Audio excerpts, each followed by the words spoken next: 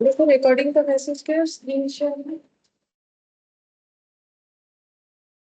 Yes ma'am. Yes ma'am. ठीक है, देखो हम लोग लास्ट क्लास में जो है सब्सिडियरी बुक्स तो कंप्लीट हो गया था। ठीक है, आज हम लोग कैश बुक पढ़ेंगे जो कि सब्सिडियरी बुक्स ही है, लेकिन इम्पोर्टेंट होता है बाकी सारे सब्सिडियरी बुक्स में। इम्पोर्टेंट सभी है, किसी से भी क्वेश्चन आ सकता है, बट इसमें थोड़ा ट्रांजैक्शन ज्यादा होता है। Good morning Roshan. Good morning ma'am. ठीक है, तो अभी हेडिंग करते हैं कैश बुक।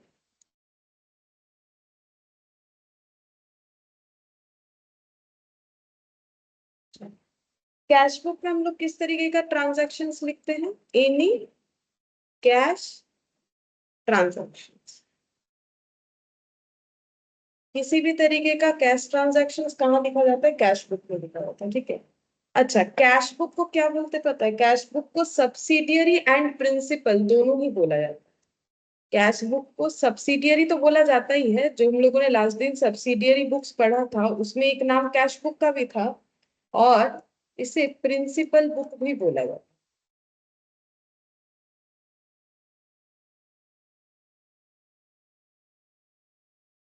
अच्छा, प्रिंसिपल बुक वैसे किसको बोला जाता है बोल सकते हो? प्रिंसिपल बुक्स अकाउंट्स में कौन से बुक को प्रिंसिपल बुक्स बोला जाता है? Books of original entry last दिन पढ़े थे, वो क्या था? जर्नल। ठीक है, जो जर्नल होता है वो बुक्स ऑफ ओरिजिनल एंट्री होता है। प्रिंसिपल बुक्स जैसे बुक्स ऑफ ओरिजिनल एंट्री वैसे प्रिंसिपल बुक्स होता है। लेजर, लेजर को प्रिंसिपल बुक्स बोला जाता है हमेशा। ठीक है, और इसीलिए कैश बुक को दोनों बोला जाता है। क्यों बोला? क्योंकि कैश बुक तो सभी ने कभी ना कभी तो किया होगा। कैश बुक का जो फॉर्मेट है वो कैसा होता है? लेजर के तरफ, तो इसीलिए उसको क्या बोलते हैं? Principal book. लेकिन क्या जर्नल करके लेजर करते हैं? नहीं, मतलब वो ओरली करते हैं, लेकिन कहीं कैश बुक के लिए क्या जर्नल करके फिर उसका पोस्टिंग किया जाता है? नहीं, डायरेक्टली क्या होता है, उसका पोस्टिंग हो जाता है। इसीलिए उसको क्या बोलते हैं? सब्सिडियरी भी और प्रिंसिपल। जैसे देखो लास्ट दिन ये जो बना था ये भी तो ये देखो ये लेजर पोस्टिंग था, और ये क्या था? ये बुक्स बना था। इसको लिखने का पैटर्न कैसे है? स्टेटमेंट फॉर्मेट में। लेकिन कैश बुक को तो ऐसे नहीं लिखेंगे ना। इसी चीज को कैसे लिखेंगे? डेबिट क्रेडिट को यूज करके। ठीक है, इसीलिए ये journal as well as ledger दोनों का काम कर रहा है। ठीक है, तो subsidiary books and principal books दोनों ही होगा। ठीक है, तो यहाँ पर इसको सब्सिडियरी बुक्स क्यों बोलते हैं? लिखो, इसको सब्सिडियरी बुक्स इसीलिए बोलते हैं, समझ में आना। सब्सिडियरी बुक्स का मतलब जो जर्नल होता है। ठीक है, मतलब जहां पर डायरेक्टली हम लोग कोई भी चीज को एंटर कर सकते हैं। Directly entered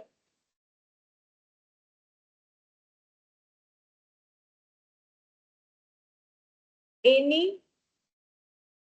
cash transactions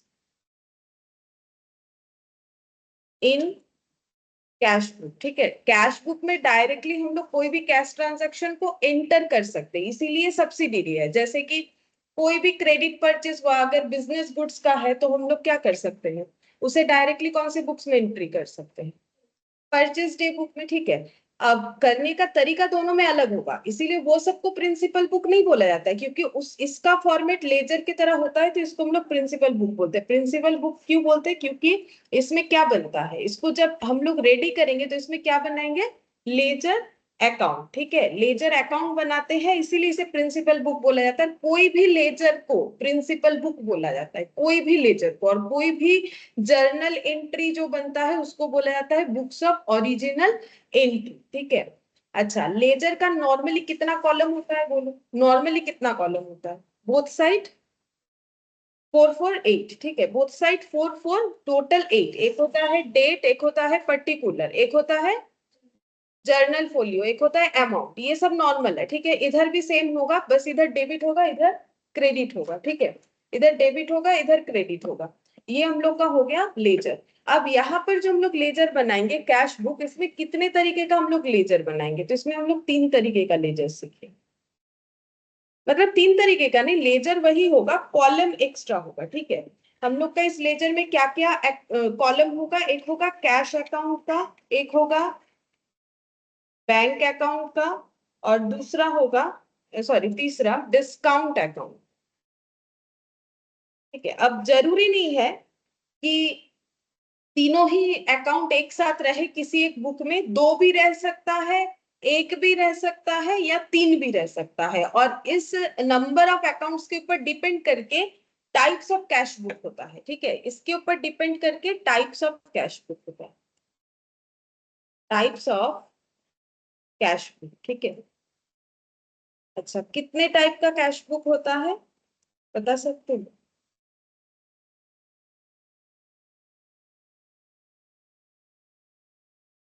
ma'am 2 type. तीन टाइप का, simple, 2 column, 3 column.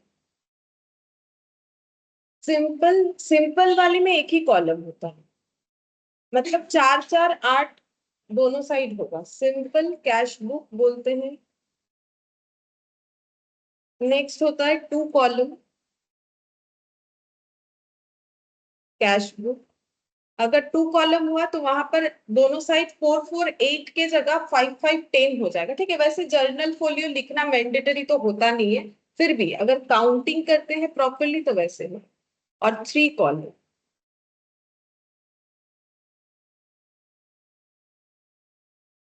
3 column cash book में ये तीनों चीज एक साथ रहेगा, ये तीनों कैश बैंक डिस्काउंट, ये 3 कॉलम में तीनों चीज रहता है। सिंपल वाले में या तो सिर्फ कैश कॉलम रहेगा या फिर सिर्फ बैंक, सिर्फ डिस्काउंट वाला कोई कुछ नहीं होता है। ठीक है, या तो सिंपल वाले में या तो कैश कॉलम या तो बैंक कॉलम होगा। ठीक है, ट्रिपल वाले में तीनों ही रहेगा, ट्रिपल या 3 कॉलम जो भी बोलो। और 2 कॉलम में कैश डिस्काउंट या फिर बैंक डिस्काउंट, इस तरीके का नॉर्मली होता है। ठीक है,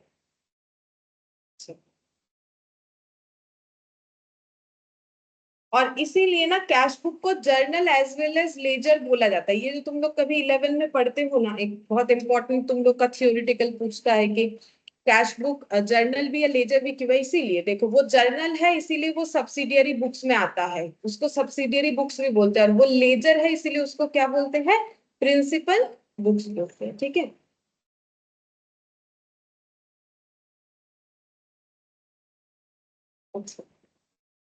अच्छा अगर हम लोग कैश बुक बनाते हैं तो मुझे एक चीज बोलो, कैश बुक का दोनों साइड में क्या क्या लिखोगे? डेबिट क्रेडिट भी पर्टिकुलर नहीं लिख के हम लोग रिसिप्ट पेमेंट भी लिख सकते हैं, जैसे रिसिप्ट पेमेंट अकाउंट लिखते हैं, पर्टिकुलर्स भी लिखोगे तो भी चलेगा, रिसिप्ट पेमेंट लिखोगे तो भी चलेगा।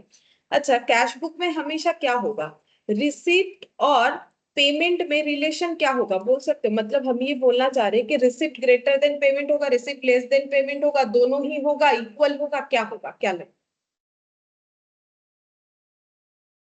सोच के बोलो। कैश का सारा ट्रांजैक्शन, रिसिप्ट बोलो।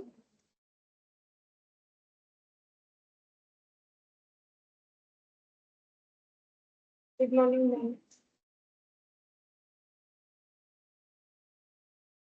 Good morning, ma'am. Receipt more than payment, correct, receipt more than payment. अच्छा ये बात तो सही है। अच्छा क्या रिसिप्ट लेस देन पेमेंट होगा कभी? Receipt less than payment cash book के कैश कॉलम में कभी नहीं हो सकता, क्योंकि सोचो वहां सब कैश ट्रांजैक्शन लिख रहे हो। अगर मेरे पास 2000 रुपए कैश है, क्या हम 2001 रुपए भी कैश एक्सपेंस कर सकते हैं? मेरे पास 2000 रुपए कैश, मुझे जो भी खर्चा करना है कैश ही करना है, तो हम कितना मैक्सिमम कर सकते हैं? उससे 1 रुपए भी तो ज्यादा नहीं कर सकते, कम कर सकते। इसीलिए रिसिप्ट, जैसे मैंने एग्जांपल दिया, मेरे पास 2000 रुपए जो है वही तो रिसिप्ट है। ठीक है, अब हम पेमेंट कितना कर सकते हैं, मैक्स टू मैक्स 2000, उससे कम कर सकते हैं लेकिन उससे ज्यादा कभी कर सकते, कभी नहीं कर सकते। तो रिसिप्ट हमेशा क्या होगा, ग्रेटर देन पेमेंट होगा। ठीक है, कैश कॉलम के लिए। और बैंक में ओवरड्राफ्ट हो सकता है। ठीक है, ये कौन से जगह के लिए, कैश कॉलम। और एक चीज भी तो हो सकता है, क्या रिसिप्ट इक्वल पेमेंट नहीं होगा?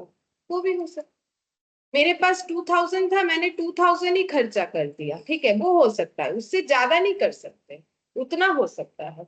तो रिसिप्ट इक्वल पेमेंट होने से बैलेंस मेरा क्या हो जाएगा, 0। ठीक है, बैलेंस मेरा कुछ भी नहीं आएगा। ये एक्चुअली एमसीक्यूज वगैरह में, मतलब छोटे छोटे क्वेश्चंस में ट्रू फॉल्स लगा के कैसे भी करके पूछ सकता है कि कब हम लोग का कैश बुक का बैलेंस 0 होगा, जब मेरा रिसिप्ट और पेमेंट बराबर होगा। मेरे पास जितना पैसा है मैंने अगर सारा खर्च कर दिया तो फिर मेरे पास बैलेंस तो कुछ भी नहीं बचेगा, 0 हो जाएगा। और और एक कंडीशन हो सकता है रिसिप्ट ग्रेटर देन पेमेंट, ये ऑलवेज हो सकता है, लेकिन कभी भी receipt less than payment cash column में पॉसिबल है ही नहीं, क्योंकि मुझे सारा चीज कैश में दिखाना है, तो मेरे पास जितना पैसा है ही नहीं, उससे ज्यादा हम खर्च कैसे करें, ठीक है, वो तो पॉसिबल है नहीं। ठीक है, चलो हमें जो भी ओवरव्यू मिला है उससे हम लोग अभी ये वाला क्वेश्चन कर सकते हैं, ठीक है। तो यहाँ पर बोला है enter the following transaction in a simple cash book बोला है, ठीक है, सिंपल कैश बुक बोला है, यानी हम लोग का एक ही कॉलम होगा, मतलब वैसे चार चार लेजर का जो होता है मेनली क्या कॉलम होगा, कैश कॉलम। और अगर बैंक का ट्रांजैक्शन है तो बैंक कॉलम भी हो सकता है, लेकिन कैश इन हैंड से स्टार्टिंग है तो हम लोग फिर ये एजम्पशन ले सकते हैं कि जो भी खर्चा हुआ है वो मेरा कैश से ही हुआ होगा, क्योंकि मेरे पास जब बैंक का बैलेंस है ही नहीं तो बैंक ट्रांजैक्शन कहाँ से होगा, मेरे पास सब कैश है तो कैश ट्रांजैक्शन ही होगा, ठीक है। तो तुम लोग जैसे लेजर का ये कॉलम बनता है वैसे बना।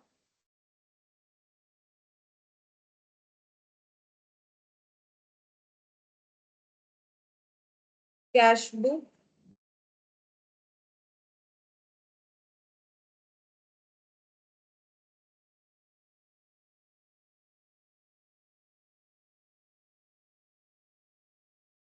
Debit, credit, date, receipt, ledger folio, discount और एमओ। अच्छा यहाँ लेकिन लेजर के तरह जर्नल फोलियो नहीं लिखते हो, यहाँ क्या लिखते हो, लेजर फोलियो ही लिखना चाहिए, क्योंकि ये मेरा जर्नल भी है, ये मेरा लेजर भी है, ठीक है। तो यहाँ नॉर्मली लेजर में तुम लोग क्या लिखते हो, जर्नल फोलियो लिखते हो, लेकिन यहाँ पर नहीं है, यहाँ पर लेजर फोलियो ही लिखना पड़ता। डेट, रिसिप्ट नहीं, इधर पेमेंट,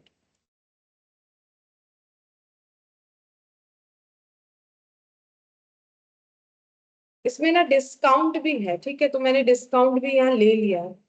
नहीं यहाँ डिस्काउंट तो है नहीं, मैंने डिस्काउंट क्यों लिखा, छोड़ो, डिस्काउंट का जरूरत नहीं, डिस्काउंट है नहीं इस क्वेश्चन में, ठीक है, मैंने गलती से लिख दिया है। बोला भी तो है सिंपल कॉलम, तो फिर सिंपल कैश बुक मतलब एक ही कॉलम है।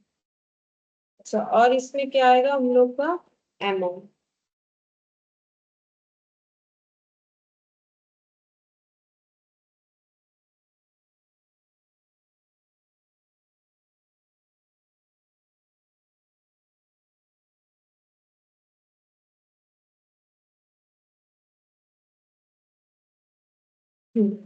देखो यहाँ पे डेट जो है ईयर जो है 2022 है और जैन का मंथ है, ठीक है, तो डेट के नीचे यहाँ पर लिख सकते हो, यहाँ पर 2022 दोनों साइड ऐसे लिख लेना चाहिए, और उसके बाद यहाँ पर जैन पहले वाले, यहाँ पर जैन बोल के पहला एंट्री जो है फर्स्ट जैन को है, कैश इन हैंड बोला है, तो ये किधर लिखोगे बोल,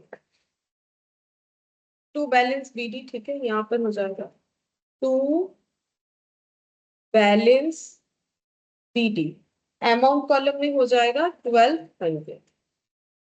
अच्छा इसके बाद है देखो रिसिप्ट फ्रॉम राम, एंट्री सोचो तभी पोस्ट कर पाओगे। हाँ cash account debit to Ram, ठीक है, तो ये तो कैश बुक है तो किधर लिखना पड़ेगा, टू राम, ठीक है, cash account debit to Ram, receipt side में लिखेंगे ना, receipt to Ram, to Ram account लिख भी सकते हो नहीं भी लिख सकते हो, 300, और इसका डेट है जैन का 5, ठीक है, जैन का 5। अच्छा उसके बाद पेड रेंट, बोलो एंट्री क्या हो, rent account debit to cash. Rent to cash, तो पेमेंट साइड में लिखना पड़ेगा, ठीक है, बाई रेंट, जैन का 7, by rent 30 rupees.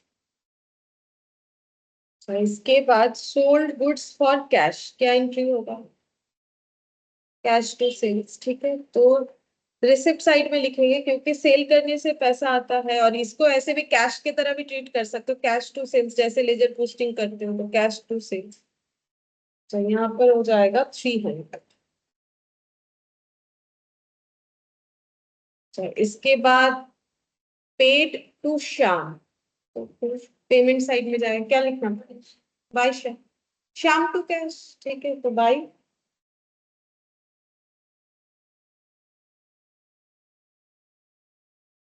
Shyam account 7।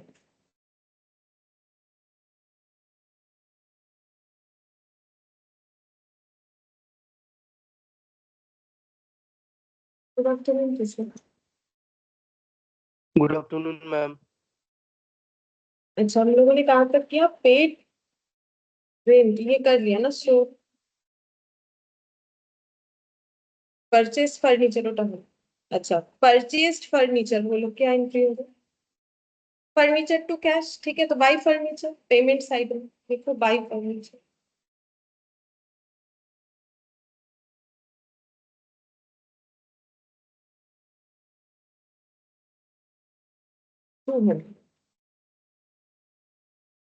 इसके बाद paid salaries, salary to cash, तो by salary.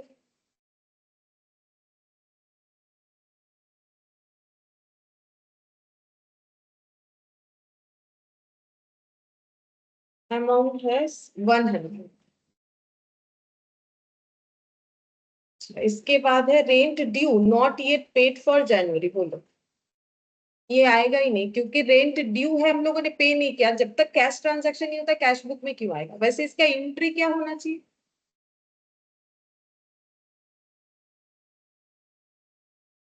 Rent account debit to Rent account outstanding debit to outstanding rent. Rent, ठीक है। ये चीज हम लोग फाइनल अकाउंट्स में जो बेसिक्स पॉइंट पहले स्टार्ट किए थे वहां पर ये सारे एंट्रीज हम लोगों ने देखा था। रेंट ड्यू का हो गया, फिर रेंट टू आउटस्टैंडिंग रेंट यहाँ आएगा ही नहीं, ठीक है, वैसे भी कैश ट्रांजेक्शन है नहीं, तो ये हम लोग का कंप्लीट हो गया। अब तुम लोग को टोटल करना है, टोटल करके देखना है कितना अमाउंट बैलेंस आ रहा है। तो बैलेंस किधर आएगा बोलो, तो बैलेंस किधर आएगा? इधर आएगा कि इधर आएगा? इधर आएगा, ठीक है। क्योंकि अभी तो हम लोगों ने बोला कि मेरे पास जितना पैसा है, जो पैसा है वो किधर दिख रहा है? ये इधर दिख रहा है। इससे ज्यादा तो मेरा खर्चा नहीं हो सकता, यहाँ जो भी टोटल आएगा यहाँ का कम ही आएगा, तो बैलेंस इधर ही है। देख लो कितना आ रहा है।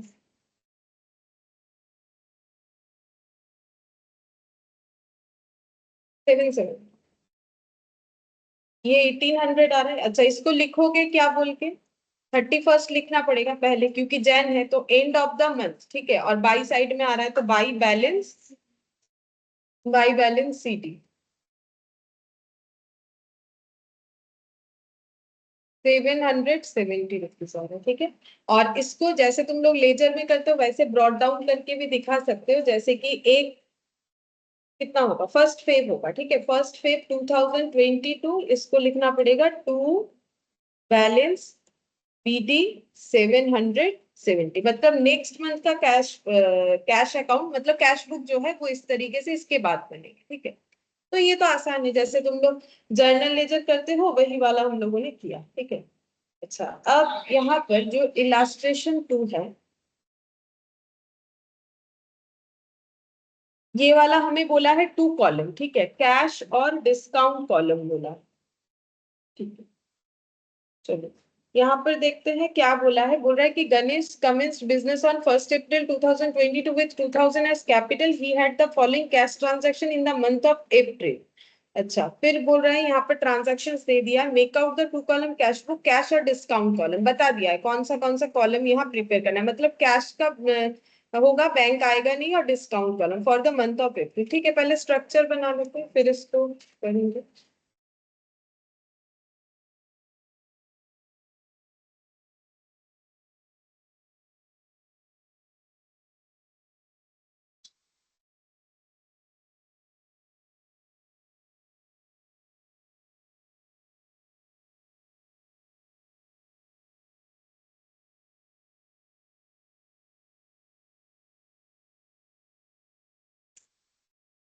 Date, receipt,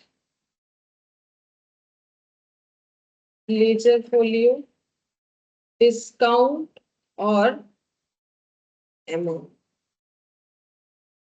date, payment, discount amount.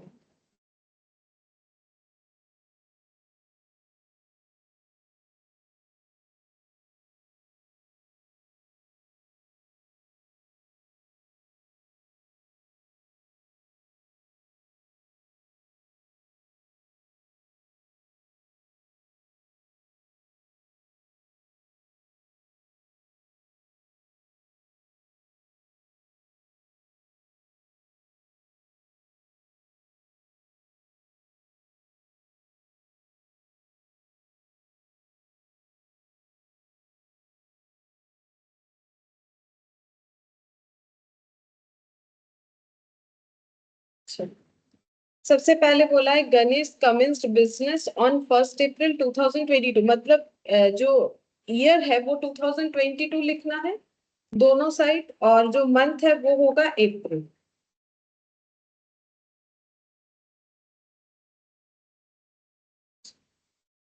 के बाद 1 अप्रैल को पहला ट्रांजैक्शन हुआ है, गणेश जो बिजनेस में आए हैं उन्होंने 2000 रुपए एज ए कैपिटल इंट्रोड्यूस किया है, तो बोलो कहाँ पे लिखेंगे? हाँ, कैश टू कैपिटल, तो रिसिप्ट साइड में लिखेंगे टू कैपिटल, बोलते टू कैपिटल 2000, तो कैपिटल अकाउंट 2000 हो जाएगा। April 1 होगा ये 1 अप्रैल। अच्छा, इसके बाद ये अंदर जो ट्रांजैक्शंस दिख रहा है वो पढ़ना पड़ेगा। फिर से 1 अप्रैल में ही एक ट्रांजैक्शन हुआ है, purchased furniture and paid cash 250, तो क्या एंट्री होगा? बाय फर्नीचर पेमेंट हुआ है, furniture account debit to cash, तो April 1 में यहाँ लिखना है बाय फर्नीचर,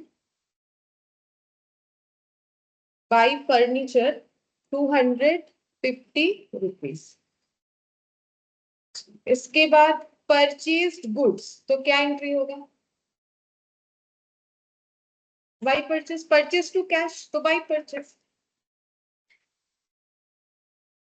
देखो इससे जर्नल एंट्री भी स्ट्रांग हो जाएगा, जिनका जर्नल एंट्री खराब है, ये बेसिक ही हो रहा है एक तरह से सोचा जाए तो, ठीक है। बाय परचेज अकाउंट कितना हो जाएगा? 500, जितना बोला है उतना ही लिखना है। उसके बाद सोल्ड गुड्स फॉर कैश, क्या एंट्री होता है सोच लो? रिसिप्ट साइड में आएगा, कैश टू सेल्स, ठीक है, तो टू सेल्स लिखोगे। April 4 to sales 950 rupees. अच्छा, इसके बाद paid cash to Ram Mohan, और यहाँ पर दिया है ही अलाउड डिस्काउंट 10 रुपीज, ठीक है। अच्छा, बोल रहा है राम मोहन को कैश पे किया गया है, तो बोलो इसका पहले बोलो एंट्री क्या होगा? राम मोहन को कैश पे करो, हाँ, Ram Mohan account debit to cash, ठीक है। तो यहाँ पर बाई राम मोहन 5 अप्रैल को लिखना है, बाई राम मोहन, बाई राम मोहन। यहाँ पर 560 कहाँ जाएगा? अमाउंट कॉलम में, और उसके बाद देखो दिया हुआ है कि ही अलाउड डिस्काउंट। अब वो क्रेडिटर होंगे तभी तो उनको पे कर रहे, तो उन्होंने डिस्काउंट, ये ना डेट वही रहेगा, ये ऐसा नहीं हो सकता है कि जिस दिन पे किया दूसरे किसी दिन डेट जो है डिस्काउंट मिलता है उसी टाइम पे मिल जाना चाहिए, थोड़ा सा अमाउंट, ये डेट जो है यहाँ नहीं आना चाहिए। तो यहाँ पर 10 रुपीज का डिस्काउंट मिला है, तो वो डिस्काउंट कॉलम में लिखना पड़ेगा। किधर लिखोगे? इधर लिखोगे कि इधर? मतलब डेबिट क्रेडिट बताओ। डेबिट में डिस्काउंट अलाउड है कि डिस्काउंट रिसिप्ट? क्रेडिट रिसिप्ट है ना, हम लोगों ने राम मोहन को पेमेंट किया, उन्होंने डिस्काउंट दिया, इसका एंट्री क्या होता है एक बार सोच के देखो तभी आ जाएगा। एंट्री क्या होता है? Ram Mohan to discount receipt to क्या होता है? कैश। कैश में कितना आएगा? 560। डिस्काउंट कितना दिया उन्होंने? 10 रुपीज, तो राम मोहन में कितना आएगा? 570। इतना पेमेंट करना था, इतना किया, तभी तो इतना डिस्काउंट बताया जा रहा है। तो ये देखो डेबिट साइड है, ये कौन सा है? डिस्काउंट अलाउड, ठीक है। ये क्रेडिट साइड का है, तो फिर ये क्या है? डिस्काउंट रिसिप्ट, ठीक है। ये पेमेंट के साथ मत जाओ कि इसका मतलब मुझे डिस्काउंट देना पड़ा, ऐसा बात नहीं है, डेबिट क्रेडिट के ऊपर डिपेंड करता है। तो यहाँ पर हमें बेसिकली जिधर जो पार्टी नेम जाता है उसका डिस्काउंट उसी साइड में जाता है, कभी ऑपोजिट साइड में जाता नहीं है, ठीक है। तो पेमेंट होगा तो क्रेडिटर, क्रेडिटर होगा तो डिस्काउंट रिसिप्ट तो इधर, और रिसिप्ट होगा तो डेटर, डेटर होगा तो डिस्काउंट अलाउड इधर। ठीक है, तो यहाँ पर हो गया हम लोग का ये अमाउंट। अच्छा, अब नेक्स्ट देखते हैं। He allowed discount, अच्छा, received cash from Krishna and company, allowed discount 20। तो कैश रिसिप्ट हुआ है कृष्णा एंड कंपनी से, तो क्या एंट्री होगा? हाँ, cash account debit to Krishna and company 6 April का है,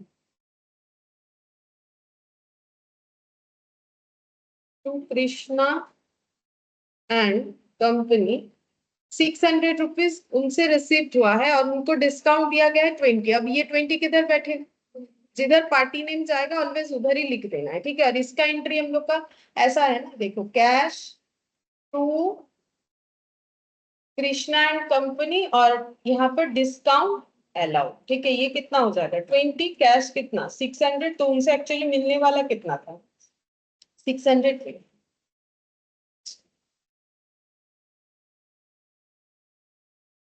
इधर हो गया। अब देखो, पेड फॉर पेटी एक्सपेंसेस, पेटी एक्सपेंसेस का मतलब हम लोग पेटी कैश बुक भी पढ़ेंगे। पेटी एक्सपेंसेस का मतलब होता है बिजनेस का बहुत ही छोटा छोटा खर्चा, उसको हम लोग पेटी एक्सपेंसेस बोल सकते हैं। जैसे स्टेशनरी हो गया, प्रिंटिंग पोस्टेज का हो गया, जो बहुत ही कम अमाउंट का खर्चा होता है। ठीक है, तो पेटी एक्सपेंसेस के लिए पेमेंट क्या है, तो किधर लिखेंगे, पेमेंट साइड में लिखेंगे। एंट्री क्या होगा, petty cash expense account debit to cash. ठीक है, तो यहाँ पर बाई क्या हो जाएगा, हाँ, बाई पेटी एक्सपेंसेस या पेटी कैश एक्सपेंसेस 15 रुपीज,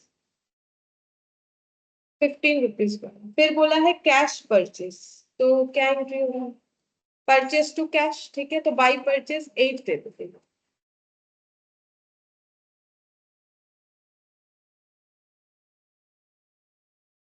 तो 150। नेक्स्ट बोला है कैश परचेस, ये वाला पेड फॉर लेबर, बोलो इसका एंट्री क्या है, बाई लेबर। ठीक है, बाई वेजेस भी कभी कभी लिख सकते हैं हम लोग। ठीक है, लेबर का मतलब उनको वेजेस दे रहे हैं, तो बाई लेबर एक्सपेंस भी लिख सकते, बाई लेबर एक्सपेंस, क्योंकि एंट्री क्या होगा, जैसे सैलरी टू कैश होता है वैसे ही लेबर एक्सपेंसेस टू कैश हो जाएगा। लेबर का है 1000।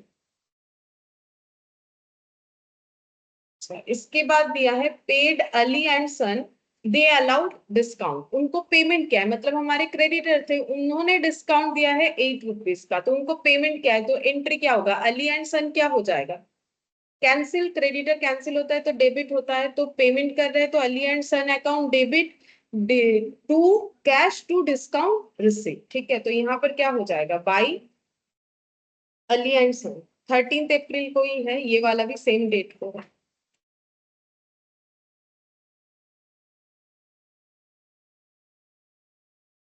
400 यहाँ पर अमाउंट कॉलम में, डिस्काउंट कॉलम में 8 रुपीज जाएगा। ठीक है, हो गया, और तो कुछ लिखना नहीं है। अब तुम लोग को दोनों साइड को बैलेंस करना है। बैलेंस कौन सा कॉलम होगा, क्या डिस्काउंट कॉलम को भी बैलेंस करोगे,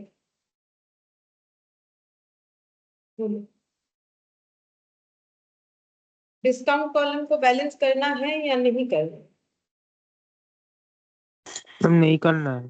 नहीं करना। ठीक है, डिस्काउंट कॉलम कभी भी बैलेंस नहीं होता है। डिस्काउंट कॉलम का ओनली टोटल लिखा जाता है। ठीक है, कैश बुक में डिस्काउंट कॉलम का बैलेंस नहीं होगा। क्यों नहीं होता है पता है, क्योंकि देखो यहाँ पर जो डिस्काउंट है ये क्रेडिटर का है, यहाँ पर जो डिस्काउंट है ये डेटर का है, तो इन दोनों को सेट ऑफ कैसे करोगे, ये तो पॉसिबल नहीं है सेट ऑफ करना ना। ये हम लोगों ने दिया है और ये हम लोग को मिला है। अच्छा, अब इसका टोटल लगाओ, यहाँ पर 20, इसका तो कुछ करना नहीं है, जस्ट टोटल करना है। यहाँ पर 18, इधर ज्यादा होना चाहिए, 9 और 6 15। ठीक है, तो 1550, 3550, 3550 देखना पड़ेगा, 750, 60 प्लस 15 प्लस 150 प्लस 1400 माइनस 3550, 675 ये निकल के आ रहा है। अच्छा, अब यहाँ पर डेट कौन सा लगाओगे बोल सकते हो,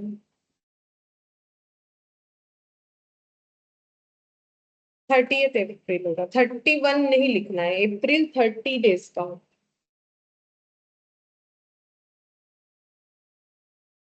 तो खर्चा वर्चा पे करने के बाद इतना पैसा बचा हुआ है 675, ठीक है। अगर इसको ब्रॉट डाउन करोगे, अप्रैल के बाद मई आता है, मई मतलब 5th वाला मंथ, ठीक है। 15 को 2 बैलेंस BD 670।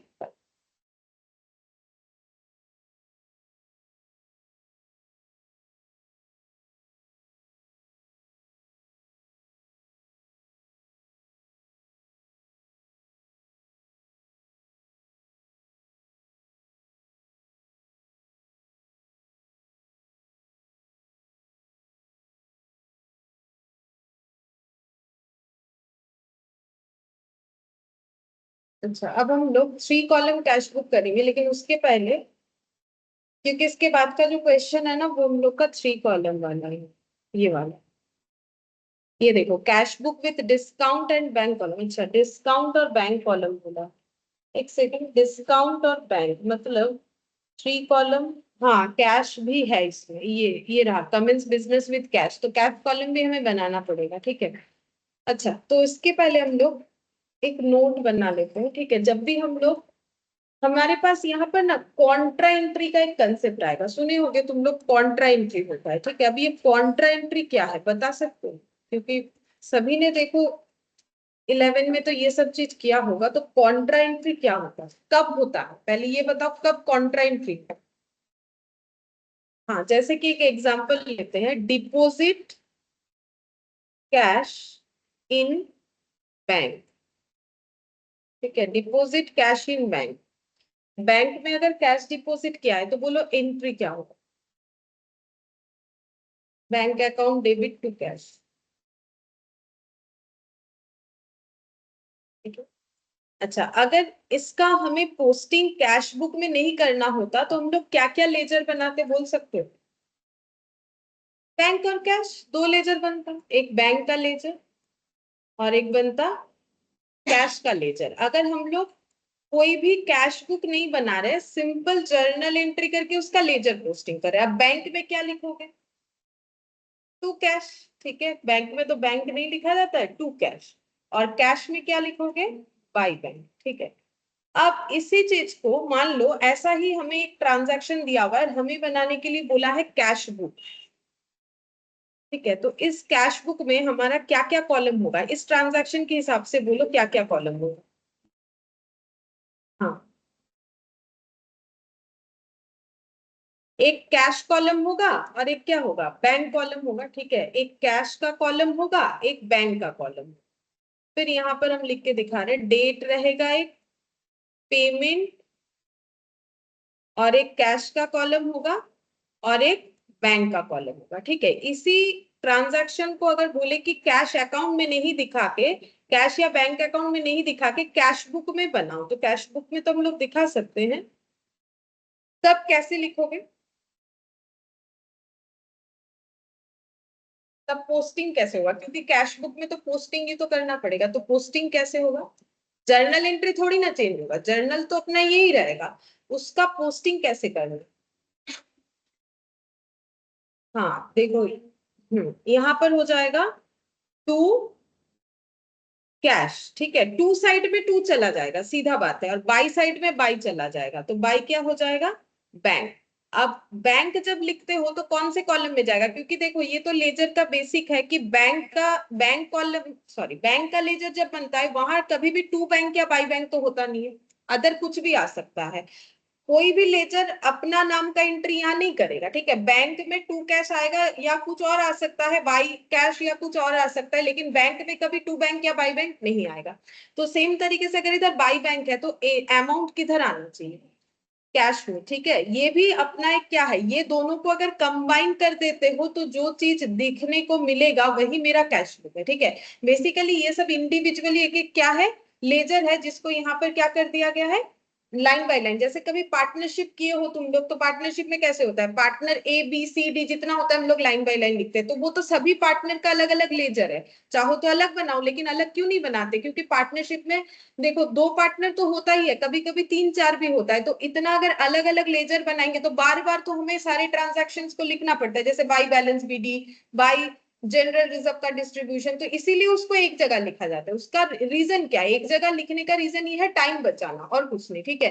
तो यहाँ पर भी ये सब क्या है, इंडिविजुअल लेजर है। तो जैसे देखो बाई बैंक को कहाँ लिखे हो, कैश अकाउंट में, तो ये भी कहाँ जाएगा, कैश में जाएगा। सेम तरीके से टू कैश का बैलेंस किधर जाएगा, फिर बैंक में जाएगा। ये देखो टू कैश कौन से कॉलम में गया, बैंक कॉलम में, तो यहाँ पर बैंक कॉलम इधर है। अब टू जो जाएगा, टू और बाई का क्या है, वो तो सेम है। देखो टू बाई का कंसेप्ट, ये डेबिट और ये क्रेडिट, तो टू तो इधर आएगा और बाई जो है इधर चला जाएगा, ठीक है। अच्छा, अब इसी चीज को हम लोग क्या बोलते हैं, कॉन्ट्रा। जब ऐसा एंट्री होता है इसे सी लिखना पड़ता है, ठीक है। दोनों साइड में हमें क्या लिखना पड़ता है, सी। सी से क्या पता चलता है, कॉन्ट्रा एंट्री। कॉन्ट्रा एंट्री का मतलब ये हो गया कि हमारा जो है यहाँ पर टू कैश भी आया है बाई बैंक, मतलब नॉर्मली हम लोग जब पोस्ट कर रहे थे अभी तक, इसको क्यों कॉन्ट्रा बोलते हैं, देखो अभी तक हम लोगों ने जो भी पोस्ट किया, जैसे देखो ये वाला क्वेश्चन कि यहाँ पर ये फर्नीचर परचेज किया, तो हम लोग का एंट्री क्या आया था, furniture account debit to cash आया था। तो हम लोगों ने क्या टू कैश को भी कहीं लिखा है, नहीं, सिर्फ किसको लिखा है, फर्नीचर, मतलब एक ही अकाउंट का पोस्टिंग हो रहा है ना। लेकिन यहाँ पर इस जर्नल का दोनों अकाउंट का पोस्टिंग नहीं हो रहा है, इसीलिए इसको क्या बोलते हैं, कॉन्ट्रा एंट्री। बाकी तुम लोग कोई भी ट्रांजैक्शन देखो, नॉर्मली लेजर में थोड़ी ना दोनों अकाउंट का पोस्टिंग होता है, ये नहीं होता। इस इंडिविजुअल लेजर में तो पॉसिबल ही नहीं है, क्यों होगा, यहाँ पर होगा क्योंकि यहाँ पर मोर देन वन लेजर है। तो क्योंकि दोनों का ही अकाउंट का पोस्टिंग होता है, तो इसको बोला जाता है कॉन्ट्रा एंट्री, ठीक है। अच्छा, अब एक चेक के बारे में बताते हैं। देखो चेक, यहाँ पर लिखो पहले, अगर हम लोग क्रेडिट में सेल करते हैं तो हमारा क्या जनरेट होता है, डेटर, ठीक है। अब तुम लोग सोचोगे क्रेडिट सेल के साथ हमारा कैश बुक का क्या लेना देना है, देखो क्रेडिट सेल के साथ तो लेना देना नहीं है, लेकिन जब डेटर पेमेंट करेगा तब तो एंट्री होगा, ठीक है। तो जब क्रेडिट सेल होता है तो एंट्री क्या होता है, डेटर टू सेल्स, ठीक है। अब जब डेटर पेमेंट करने जाएगा, तो अगर चेक में करता है तो उसका क्या ट्रांजैक्शन होता है, ठीक है। ये क्रेडिट सेल का एंट्री। और यहाँ पर इसके बाद लिखो नेक्स्ट स्टेप क्या होगा, क्रेडिट सेल करने के बाद हमें पेमेंट रिसीव होगा। पेमेंट अगर कैश में हुआ तो क्या लिखोगे, कैश टू डेटर। अगर पेमेंट कैश में हुआ, कैश टू डेटर। लेकिन अगर चेक में हुआ तो उसका दो कंडीशन क्यों आता है, तो लिखो पहले चेक में, चेक का यहाँ पर कंडीशन लिखो, cheque receipt and deposit into bank on same date. मतलब जिस दिन चेक रिसीव हुआ उसी दिन जो चेक रिसीव किया है उसने चेक को बैंक में जमा कर दिया, ठीक है। अगर ऐसा होता है तो उस केस में डेटर से चेक मिलने का एंट्री क्या होगा, बता सकते हो, बोलो क्या हो सकता है, बैंक टू डेटर, सही बात, बैंक टू डेटर। क्योंकि चेक में रिसीव होगा तो कैश नहीं लिखना है, उसकी जगह क्या लिखना है, बैंक लिखना है। और यहाँ पर क्या लिखेंगे, टू डेटर। जैसे अगर कैश कैश में रिसीव होता है तो कैश टू डेटर, यहाँ पर बैंक टू डेटर। इसका नरेशन ऐसा होता है, being cheque receipt and deposited on same day, on same day, same date, जो भी लिख सकते हो, ठीक है। लेकिन अगर ऐसा नहीं होके कुछ और हुआ, कुछ और होने का मतलब है कि चेक हम लोगों ने रिसीव जिस दिन किया है, ठीक है, और डिपॉजिट किसी और दिन को किया, cheque receipt and deposit in bank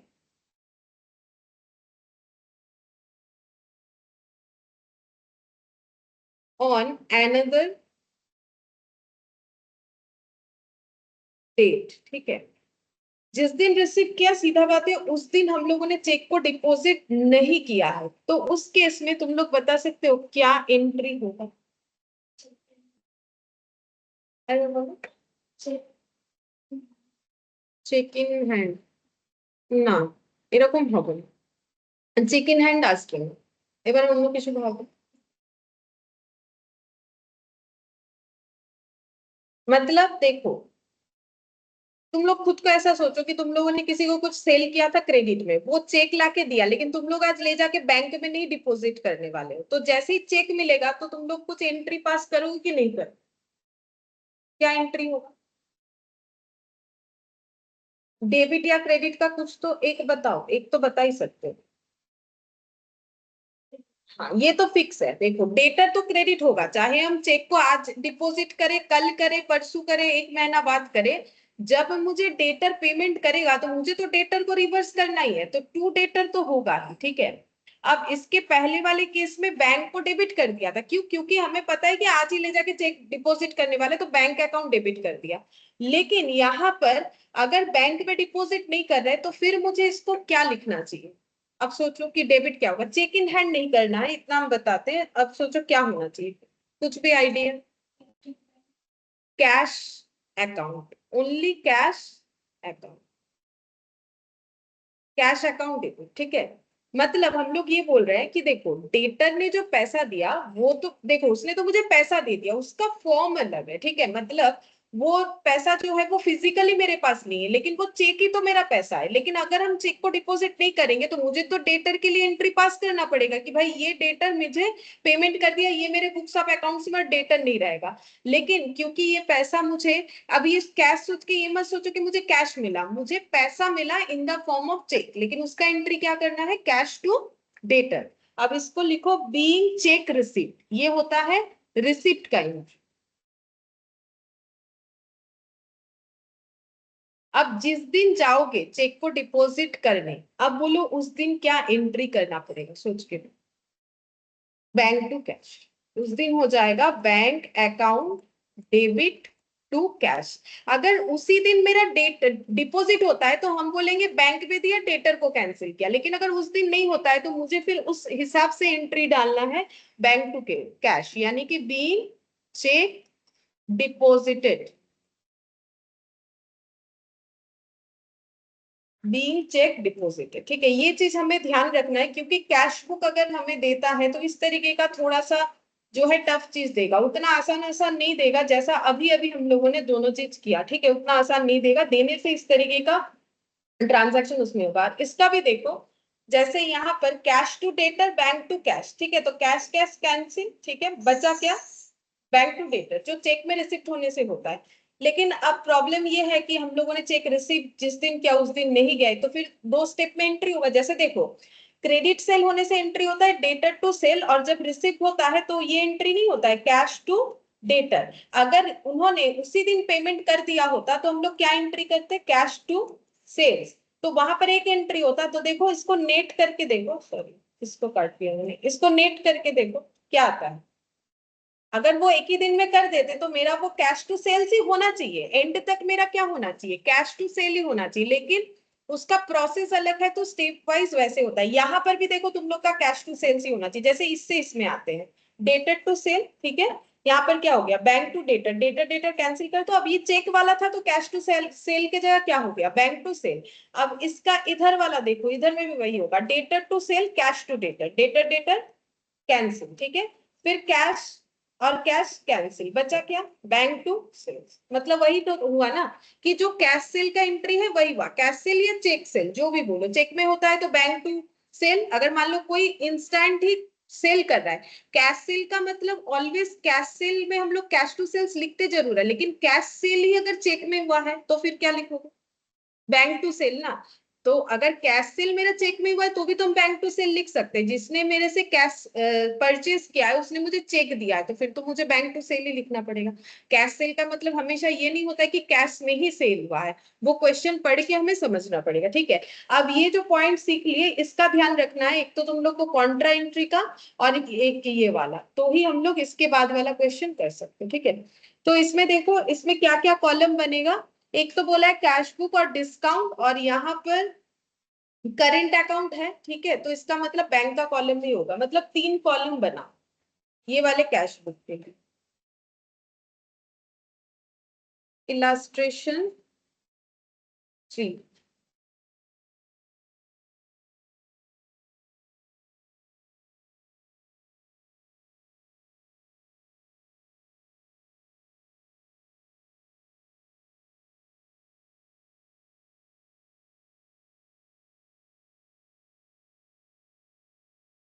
date receipt, ledger folio, discount, cash, bank. Date, payment, ledger folio, discount, cash, bank.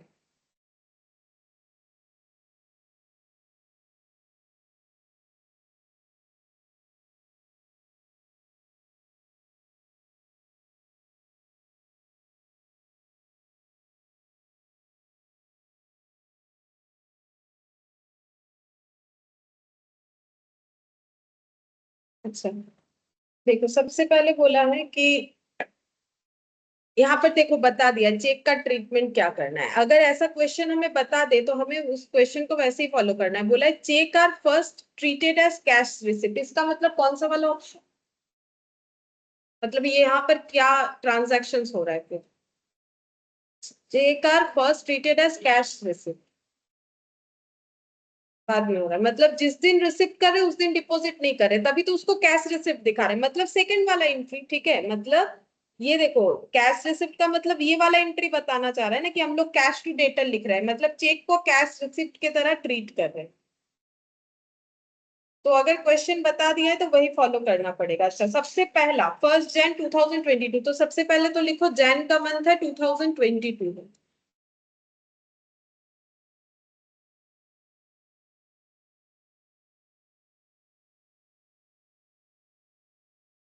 सबसे पहले Chandrika commence business with cash, तो इसका एंट्री क्या होगा वो, to capital, cash to capital, इसका एंट्री होता है कैश टू कैपिटल। तो यहाँ पर क्या लिखोगे, to capital, first Jan first का डेट है,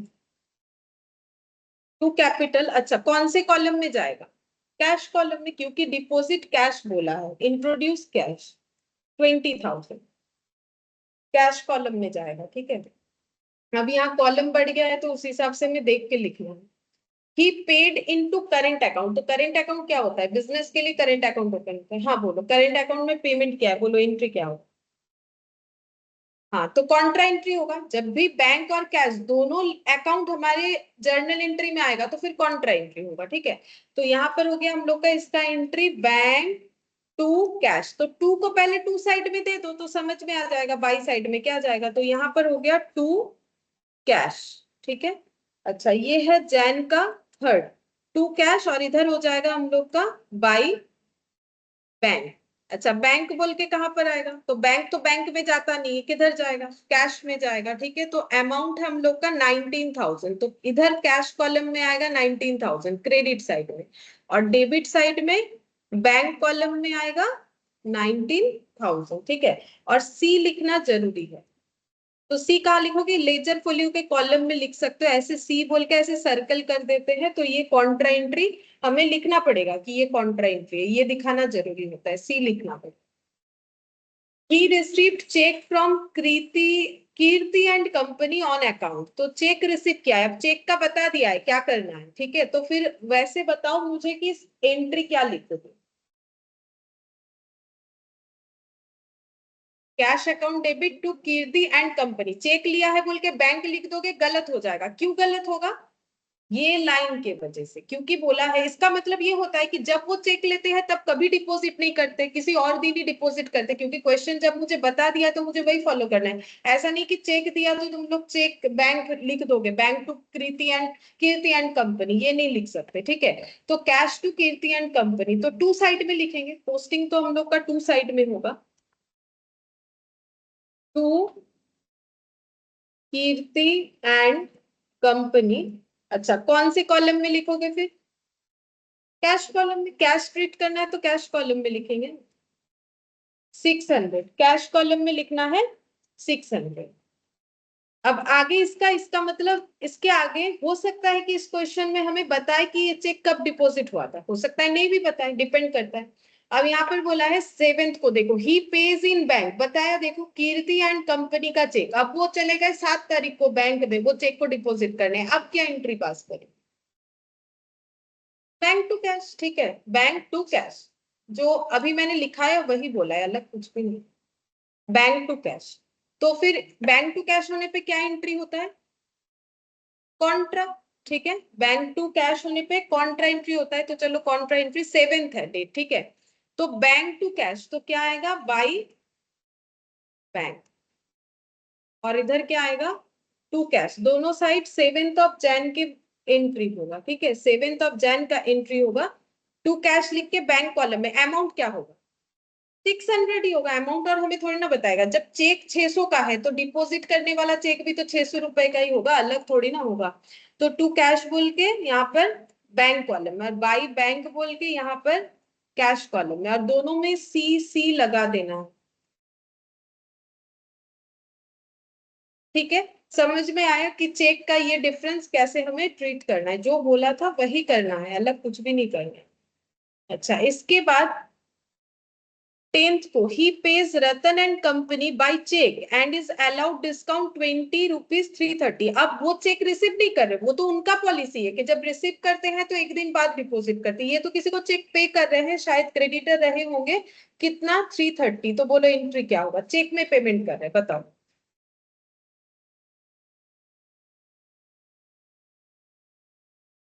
मैम रतन एंड को account debit to bank. Ratan and company to bank, ठीक है, चेक में पेमेंट कर रहे। तो अभी हम लोग को ये नहीं देखना है, अगर हम लोग चेक में पेमेंट कर रहे तो हम लोग अपना टू बैंक ही लिखेंगे। जब रिसीव करेंगे कभी भी हम लोग बैंक नहीं लिख सकते, क्योंकि हमारा पॉलिसी इनका ये है कि वो चेक को पहले as a cash receipt treat करते, ठीक है। तो क्या एंट्री हो जाएगा? बाई साइड में लिखना है ना। हाँ, बाई साइड में लिखो। डेट है हम लोग का 10 तारीख का। By Ratan and company. अच्छा, 330 बैंक कॉलम में लिखना है, क्योंकि हम लोग चेक से पेमेंट कर रहे हैं, और डिस्काउंट भी हम लोगों ने लिया हुआ कितना? 20। तो वो यहीं पर आएगा, ठीक है। डिस्काउंट हम लोग का ये क्या है? रिसिप्ट है, तो रिसिप्ट है तो क्रेडिट साइड में आएगा। अच्छा, हो गया ये वाला। फिर 12th को देखो, Tripathi and company pays in to his bank account 475। तो त्रिपाठी एंड कंपनी कौन है?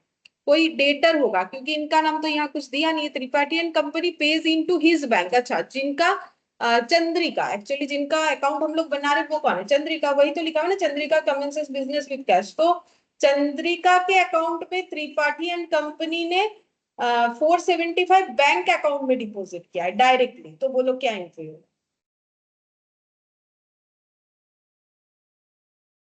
हाँ, bank account debit to Tripathi and company, ठीक है। अगर कैश मिलता है तो कैश टू जो पार्टी ने, यहाँ पर हो जाएगा बैंक टू पार्टी में। लिखो, टू त्रिपाठी एंड कंपनी 475 कौन से कॉलम में जाएगा? बैंक में जाएगा, 475। फिर 15th को बोला है he receives check from वर्षी and allows his discount 35 450। Check receive किया है, फिर से वो दिमाग लगाओ, क्योंकि चेक जब भी रिसीव होता है तब डिपॉजिट करते नहीं है ये। क्या होगा? कैश टू वर्षी और 450। तो लिखो क्या होगा?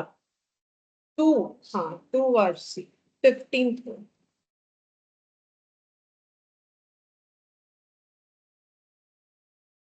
कितना अमाउंट था? 450। कहां पर कौन से कॉलम में लिखेंगे? कैश वाले कॉलम में लिखना है, भले ही चेक रिसीव हुआ हो, लेकिन इनका सिस्टम अलग है ना। आप डिस्काउंट अलाउड बाय 35, तो वो भी डिस्काउंट अलाउड वाले कॉलम में 35 चला है, ठीक है। अच्छा,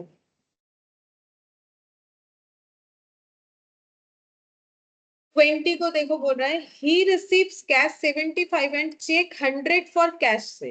बोलो क्या एंट्री? दो एंट्री होगा। 20 तारीख को दो एंट्री होगा, ठीक है। एक बोला है कि कैश रिसिप्ट हुआ है 75, तो इसका एंट्री क्या होगा? और एक बोला है चेक 100 फॉर, अच्छा, यहाँ पर बोला ही रिसिप्स कैश 75 एंड चेक में 100 रुपीज फॉर कैश सेल, ठीक है। मतलब कैश में सेल किया है, कितने टोटल कितना कैश सेल हुआ इसका? 175। मतलब कुछ अमाउंट होता है ना कि हम लोग चेक में दे दिए, कुछ अमाउंट हम लोगों ने कैश में दे दिया। तो चेक में कितना दिया? 100, कैश में कितना दिया? 75। तो बोलो इसका एंट्री क्या हो?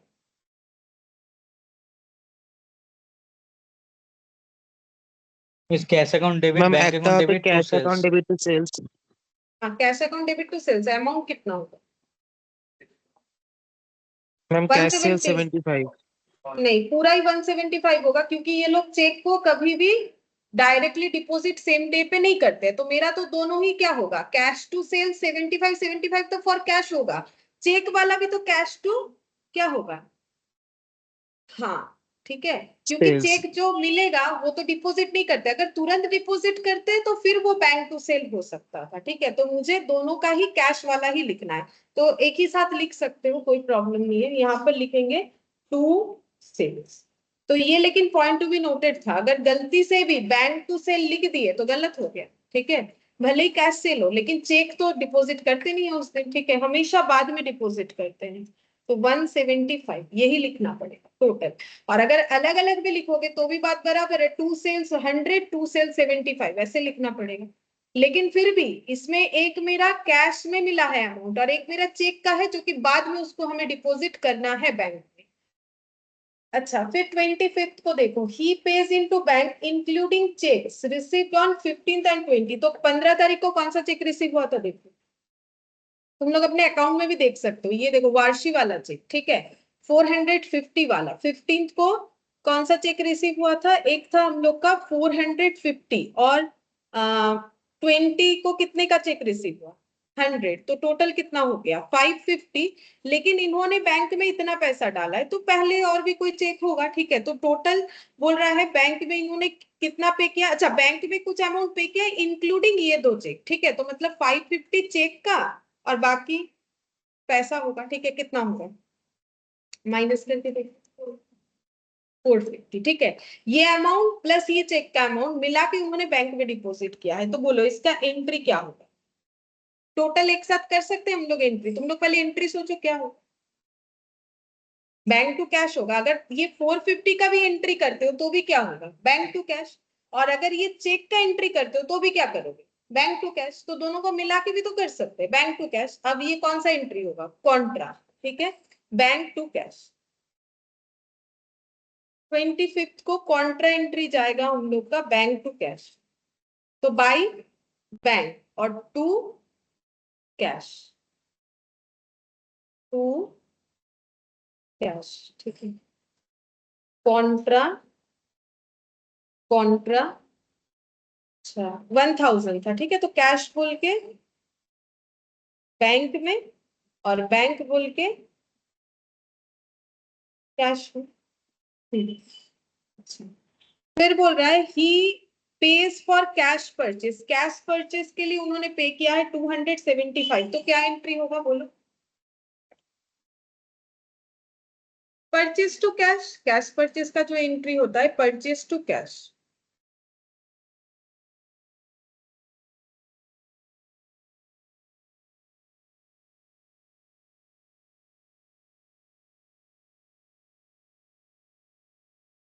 कैश कॉलम में जाएगा, कैश में लिखा है। ठीक है, 275।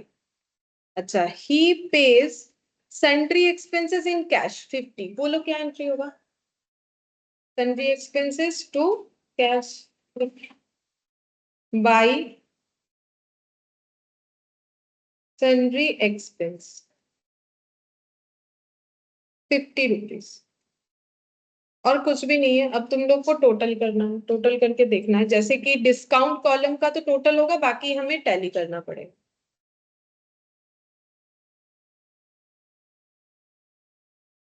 डिस्काउंट का हो गया इधर 35। अच्छा, इधर हो जाएगा 20। इधर कैश का देखते, कैश का तो उधर ही बैलेंस आना चाहिए, बाकी बैंक का देखना पड़ेगा। 20 और ये हो गया 21,000। 21,000 225 21,000 225 21,225 आता है।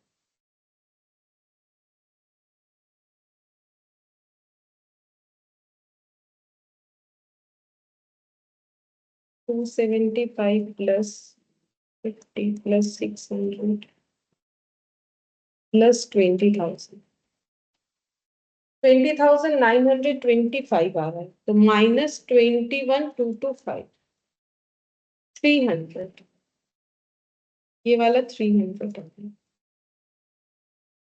अच्छा, इसमें डेट 31 होगा क्योंकि जैन था।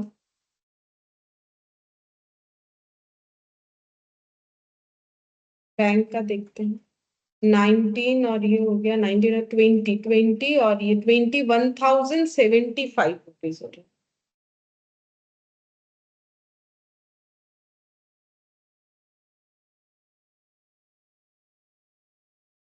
फिर 330 है।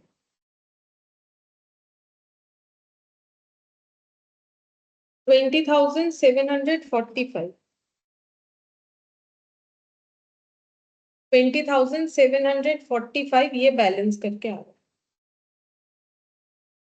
है। इसको ब्रॉट डाउन कर सकते हैं। First of Feb to balance BD 300 और 20,740। ओके,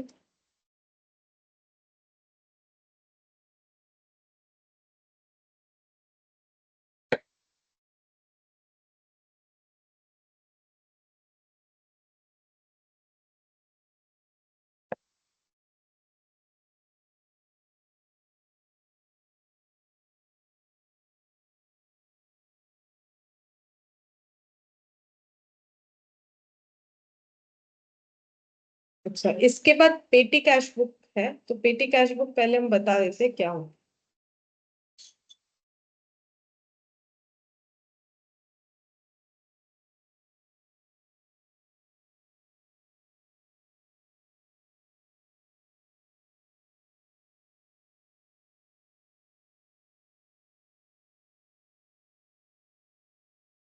पेटी कैश बुक, ठीक है। ये जो पेटी जो वर्ड है ना, ये एक फ्रेंच वर्ड है।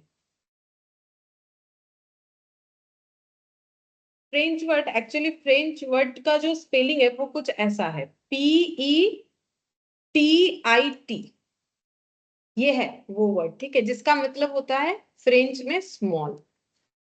उसको यहाँ पर यूज करके पेटी कैश बुक यूज किया गया है, तो इसका मतलब छोटा कैश बुक। तो अभी तो हम लोगों ने जो कैश बुक किया वो भी तो कैश बुक था, तो फिर पेटी कैश बुक का क्या जरूरत हो सकता है। पेटी कैश बुक का मतलब हमारे बिजनेस में जो छोटे छोटे एक्सपेंसेस होते हैं उसको रिकॉर्ड। जैसे देखो, अगर किसी के बिजनेस में काफी सारा ट्रांजैक्शन है तो वो सब्सिडियरी बुक्स यूज करेगा, जिसका नहीं है वो क्यों करेगा।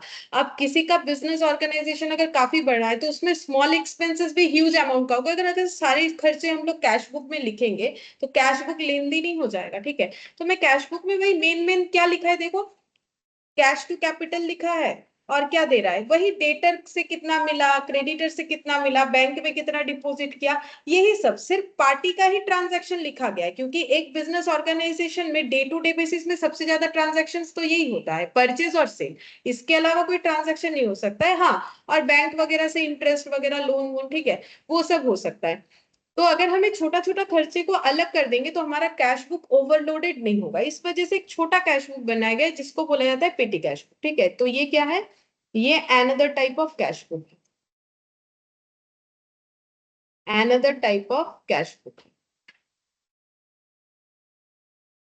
अच्छा, नॉर्मली लार्ज ऑर्गेनाइजेशन इसे फॉलो करेंगे, ठीक है। लार्ज बिजनेस ऑर्गेनाइजेशन, छोटा बिजनेस ऑर्गेनाइजेशन अपने कैश बुक में ही लिख लेगा, और अगर वो भी मेंटेन नहीं करता है, इतना ही छोटा है, तो सिर्फ नॉर्मल जो जर्नल प्रॉपर होता है उसी में सारा चीज लिखे। Large business organisation prepared petty cash book, petty cash book. अब ये पेटी कैश बुक का कंसेप्ट क्या होता है कि देखो, अगर हम लोग दो तरीके का कैश बुक बना रहे हैं तो उसमें दो तरीके के लोगों को भी अपॉइंट किया जाएगा, ठीक है। जो कैश बुक संभालता है उसे हम लोग बोलते हैं मेन कैशियर, ठीक है, या फिर मेन अकाउंटेंट। तो इसका मतलब बिजनेस ऑर्गेनाइजेशन में दो तरीके का अकाउंटेंट होगा, एक हो जाएगा सीनियर, एक हो जाएगा जूनियर। जो जूनियर है वो पेटी कैश बुक संभालेगा, जो सीनियर है वो कैश बुक संभालेगा, ठीक है। तो ये सब देखो याद रहने से, अगर कभी पेटी कैश बुक में जो क्या बोले उसे थ्योरी अगर पूछ ले तो पेटी कैश बुक क्या है, तो तुम लोग इस तरीके से इसको ऐड ऑन करके लिख सकते हो, जो भी हम छोटा छोटा पॉइंट लिख पा रहे हैं।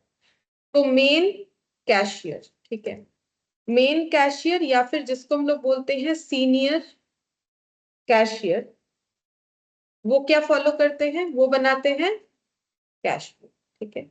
लेकिन जो पेटी कैशियर भी बोला जाता है, पेटी कैशियर है या फिर जूनियर कैशियर है,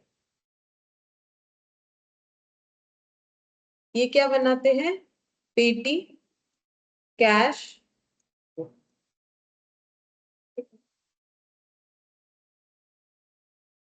अब कौन सा पेटी एक्सपेंसेस है किसी बिजनेस ऑर्गेनाइजेशन के लिए, वो कैसे आइडेंटिफाई हो सकता है, वो तो देखो ऑर्गेनाइजेशन पे डिपेंड करेगा कि उनके लिए कौन सा खर्चा छोटा खर्चा है, ठीक है।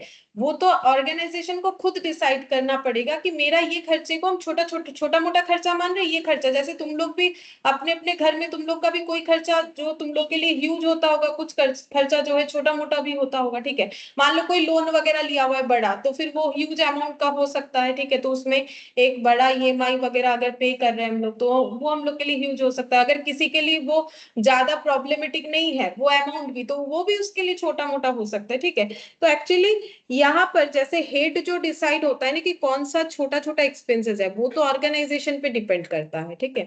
तो it depends on each entity,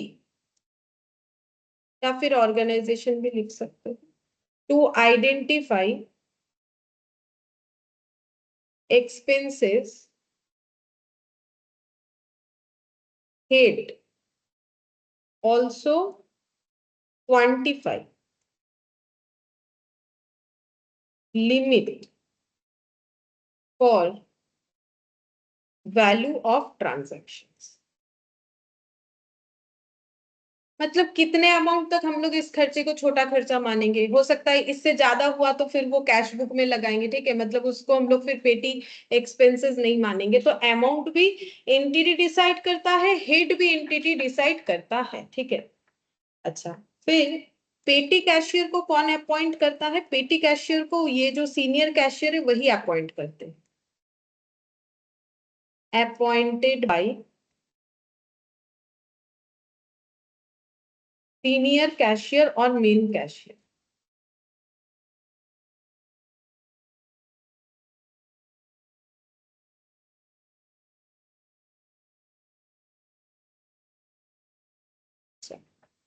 तो ये कुछ पॉइंट लिख लिया हम लोगों ने, इसको ऐड ऑन करके तुम लोग जो है इसका थ्योरी भी बना सकते हो अगर पूछा जाए तो। अब यहाँ पर प्रोसेस कैसे होता है देखो, जो मेन कैशियर है वो अपना कैश बुक बना रहा है, ये मान लो है मेन कैशियर, ठीक है। ये अपना बना रहा है कैश बुक, ये जो बुक बनाता है उसको हम लोग क्या बोलते हैं, कैश बुक, ठीक है। और इधर जो है पेटी कैशियर है, ये बना रहे होंगे अपना पेटी कैश बुक, जिसका फॉर्मेट ऐसा नहीं होता है, ठीक है। जिसका फॉर्मेट कुछ इस तरीके से होता है, यहाँ पर मान लो हम दिखा देंगे फॉर्मेट कैसे होता है। यहाँ पर अलग अलग कॉलम बना हुआ रहता है, यहाँ पर एक्सपेंसेस का नाम रहता है, यहाँ पर्टिकुलर्स रहता है, इसको लिखना पड़ता है, तो हम बता देंगे कैसे होता है।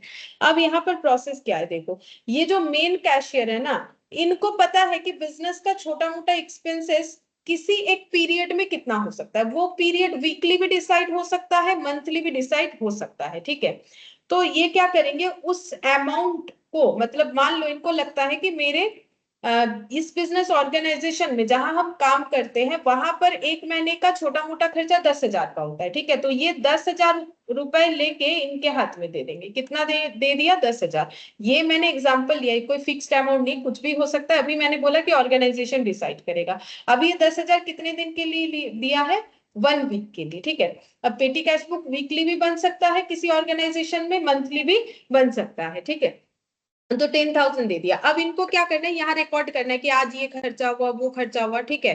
फिर उसके बाद यहाँ पर जब जैसे ही 1 वीक कंप्लीट हुआ, इनको सारे खर्चे को टोटल करके इसका रिपोर्ट बना के इनको देना है, ठीक है। जैसे इन्होंने पैसा दिया, ये इनको क्या देंगे, रिपोर्ट दे देंगे, किस चीज का, कि इतना खर्चा हुआ।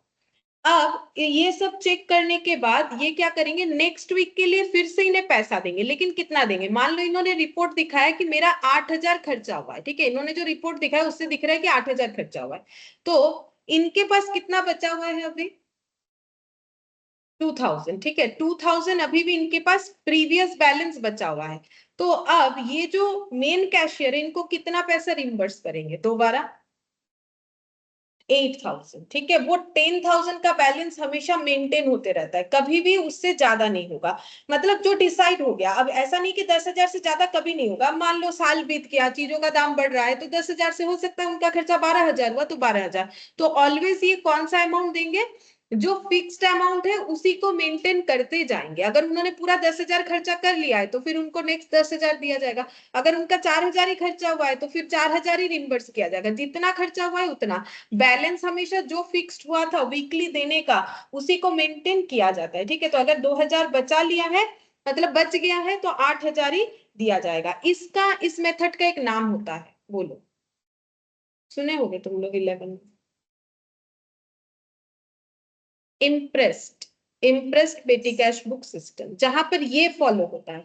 और अगर ऐसा हुआ कि जितना खर्चा हुआ उतना दे देते हैं तो उसमें होता है कि impressed cash book system, sorry पेटी कैश बुक सिस्टम फॉलो नहीं हो रहा है, ठीक है। मतलब यहाँ पर हमेशा 10,000 का बैलेंस अगर मेंटेन हो रहा है, इस तरीके से वो पेटी कैश बुक को चलाते हैं, तो इसको बोलते हैं इम्प्रेस्ड पेटी कैश बुक सिस्टम। और अगर ऐसा नहीं है, इन्होंने बोला मेरा 10,000 खर्चा हुआ, उन्होंने 10,000 दे दिया, इन्होंने बोला मेरा 8,000 हुआ, इन्होंने 8,000 दे दिया, जैसा बोला वैसा दे दिया वीकली, तो उसको बोलते हैं impressed cash book system follow नहीं होता है। ये चीज आगे जाके इंटर में सभी को ब्रांच अकाउंटिंग में देखने को मिलेगा। वहां पर इंप्रेस्ड कैश बुक का एक कंसेप्ट आ जाता है किसी किसी क्वेश्चन में। तो एक्चुअली इंप्रेस्ड कैश बुक का सिस्टम क्या हो गया? ओपनिंग में जितना रहेगा, क्लोजिंग में भी कैश का बैलेंस कितना होगा?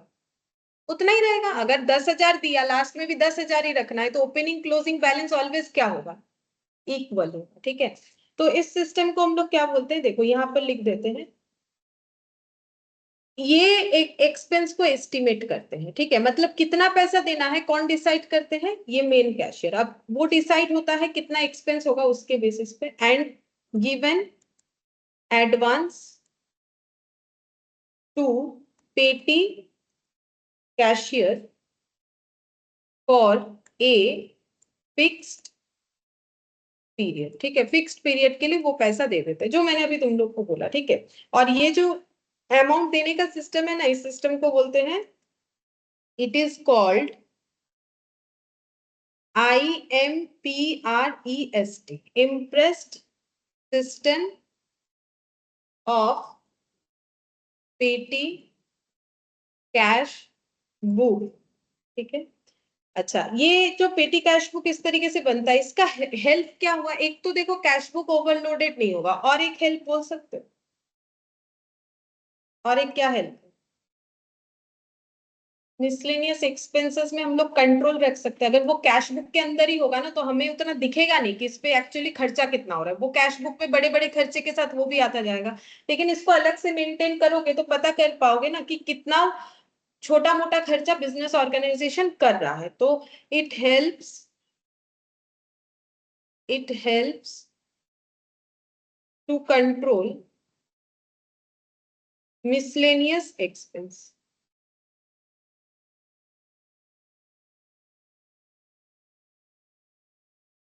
ठीक है। ये हमें हेल्प करता है मिसलेनियस एक्सपेंसेस को कंट्रोल में रखने के लिए, ठीक है। अच्छा, अब इसका फॉर्मेट हम दिखा देते हैं कैसे होता है पेटी कैश बुक का format. Ma'am it helps to control की बोल रहे हैं पीटी एक्सपेंसेस। मिसलेनियस एक्सपेंसेस,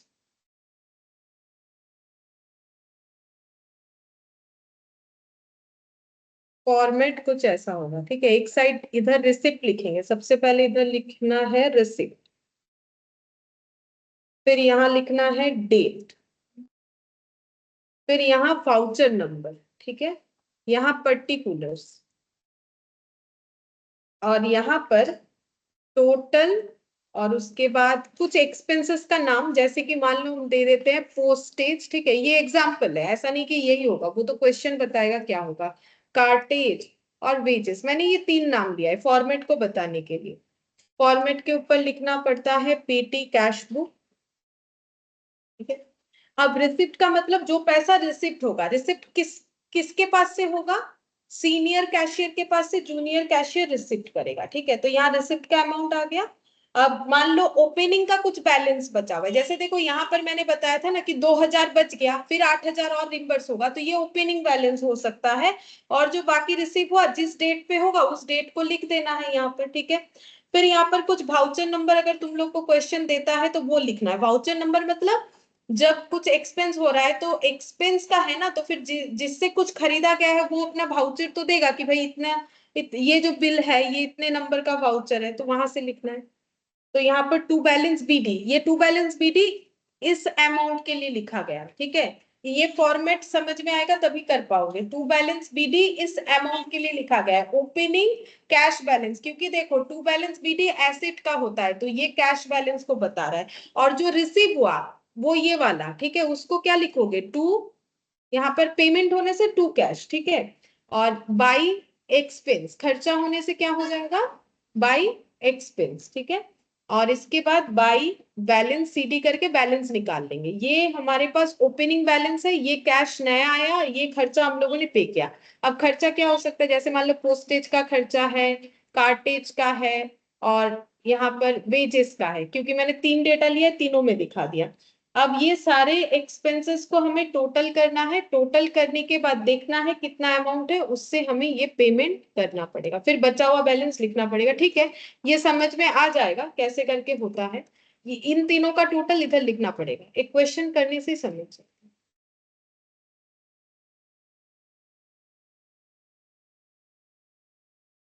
ऐसे होता है।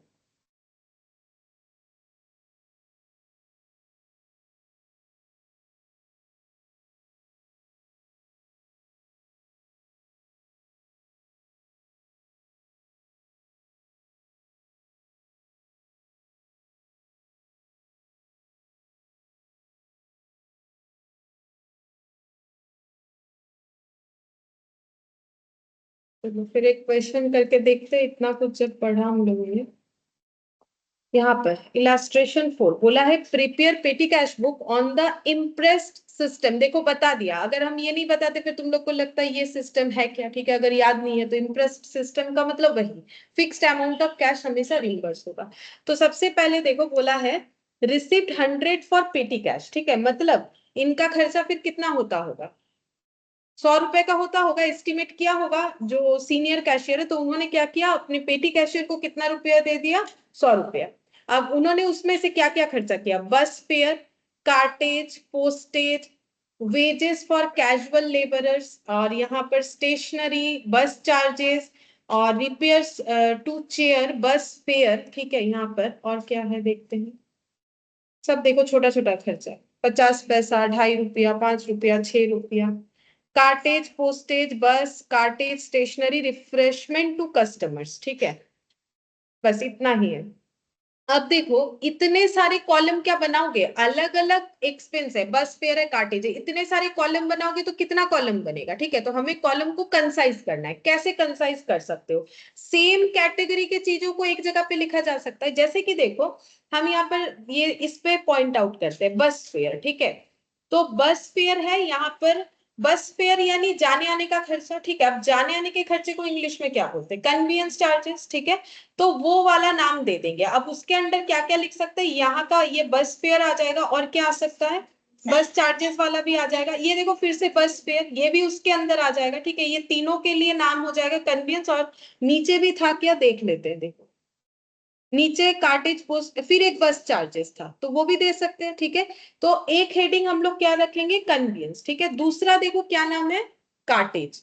तो कार्टेज का मतलब क्या होता है, चीजों को ले जाने, लेके आने का खर्चा, ठीक है। तो कार्टेज एक नाम दे देंगे, और अगर कार्टेज और कहीं और दिख रहा है या उस टाइप का कुछ और दिख रहा है तो वो नाम भी हम लोग कार्टेज के अंडर डाल देंगे। तो कार्टेज, 2 बार कार्टेज दिख रहा है और तो कुछ दिख नहीं रहा, 3 बार दिख रहा है तो 3 बार कार्टेज, तो एक हेडिंग हम लोग कार्टेज रखेंगे, ठीक है। उसके बाद देखो बोला है पोस्टेज, पोस्टेज, स्टेशनरी, ये सबको हम लोग कहाँ दिखा सकते हैं, ओनली स्टेशनरी बोल के दिखा सकते हैं। स्टेशनरी के अंदर पोस्टेज भी तो आ सकता है ना, उसमें कोई प्रॉब्लम। तुम लोग चाहो तो पोस्टेज अलग भी बना सकते, लेकिन ऐसा कितना बनाओगे, तो हमें सोचना है कि कितना उसको समरी में हम लोग दिखा सके। तो पोस्टेज, स्टेशनरी, ये सब एक ही जगह पे लिख देंगे। और ऐसा कुछ आइटम है, फिर से एक पोस्टेज है, फिर से एक स्टेशनरी है, तो ये सब एक जगह पे लिख देंगे, ठीक है। या फिर चाहो तो पोस्टेज जो है वो अलग भी लिख सकते हो, एक जो है लेबर का चार्जेस है ये देखो, तो एक वेजेस लिख देंगे, ठीक है। और क्या है, और बाकी चीजों को हम लोग सन्ड्रीज बोल के लिख सकते हैं, जैसे कि रिपेयर टू चेयर एक ही बार है। मेन मेन कुछ नाम लिख दोगे, अगर देखोगे काफी ज्यादा डिटेल्स है तो बाकी सन्ड्रीज बोल के उसमें हमें दे देना है, ठीक है। इसका कोई रूल्स रेगुलेशंस नहीं है कि मैंने जो नाम लिखा तुम लोग को वही लिखना है, तुम लोग कुछ और भी लिख सकते हो, बस दिखाने से मतलब है, लेकिन कैटेगरी क्लासिफिकेशन सही होना चाहिए, ठीक है, उस हिसाब से लिखना पड़ेगा। चलो कॉलम बनाते हैं। देखो यहाँ पर लिखो पेटी कैश बुक, इलास्ट्रेशन 4 है शायद, हाँ ठीक है। अच्छा अब यहाँ पर रिसिप्ट, सबसे पहले रिसिप्ट, ठीक है, छोटा छोटा लिखो क्योंकि इसके जैसा मत लिख दो, क्योंकि ये तो नॉर्मल था, 3 डेटा लिखा हुआ था, तो एकदम साइड से लिखो कॉपी में रिसिप्ट, उसके बाद डेट, उसके बाद पी नंबर लिख दिया, वाउचर नंबर, वैसे है नहीं क्वेश्चन में फिर भी, पर्टिकुलर्स, टोटल, फिर कन्वीनियंस लिखते हैं सबसे पहले, फिर कार्टेज लिख दिया, ऐसे ही आइडेंटिफाई किया था हम लोगों ने। उसके बाद स्टेशनरी लिख दो,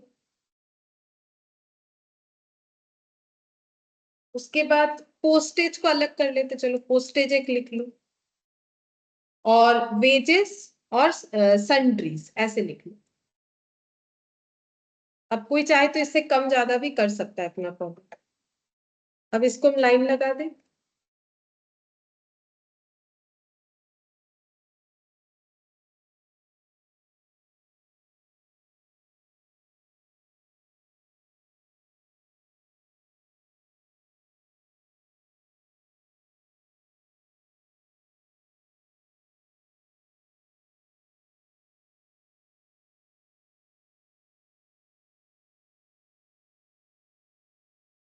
अच्छा इस पे ऐसे भी तुम लोग ये जो है टेबल जैसा बना सकते हो, अगर बनाना चाहो तो, नहीं बनाना चाहो नहीं भी बना सकते। ज्यादा डेटा है इसीलिए हम बना रहे हैं, नहीं तो तुम लोग को दिखेगा नहीं क्या लिखा।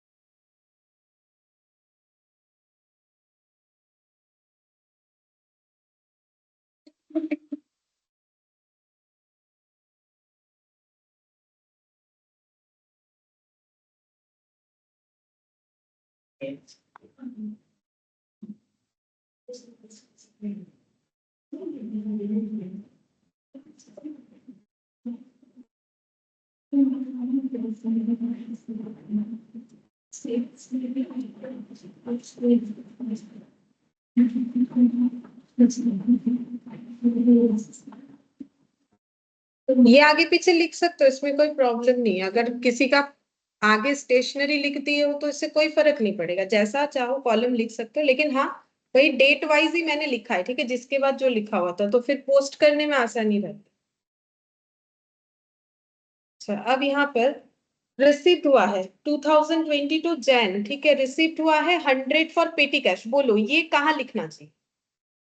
रिसिप्ट में तो अमाउंट लिखोगे 100, ठीक है, और डेट कॉलम में डेट को लिखोगे 2022 है, जैन 1 है, ठीक है, जैन 1 है। अच्छा अब इसको पर्टिकुलर्स में क्या लिखना पड़ेगा, रिसिप्ट हुआ है टू कैश, ठीक है, अगर बैलेंस होता तो क्या लिखते, टू बैलेंस बीडी, इसको लिखना पड़ेगा टू कैश। अच्छा बोलो तो ये तो रिसिप्ट हो रहा है, फिर टू कैश क्यों लिख रहा है।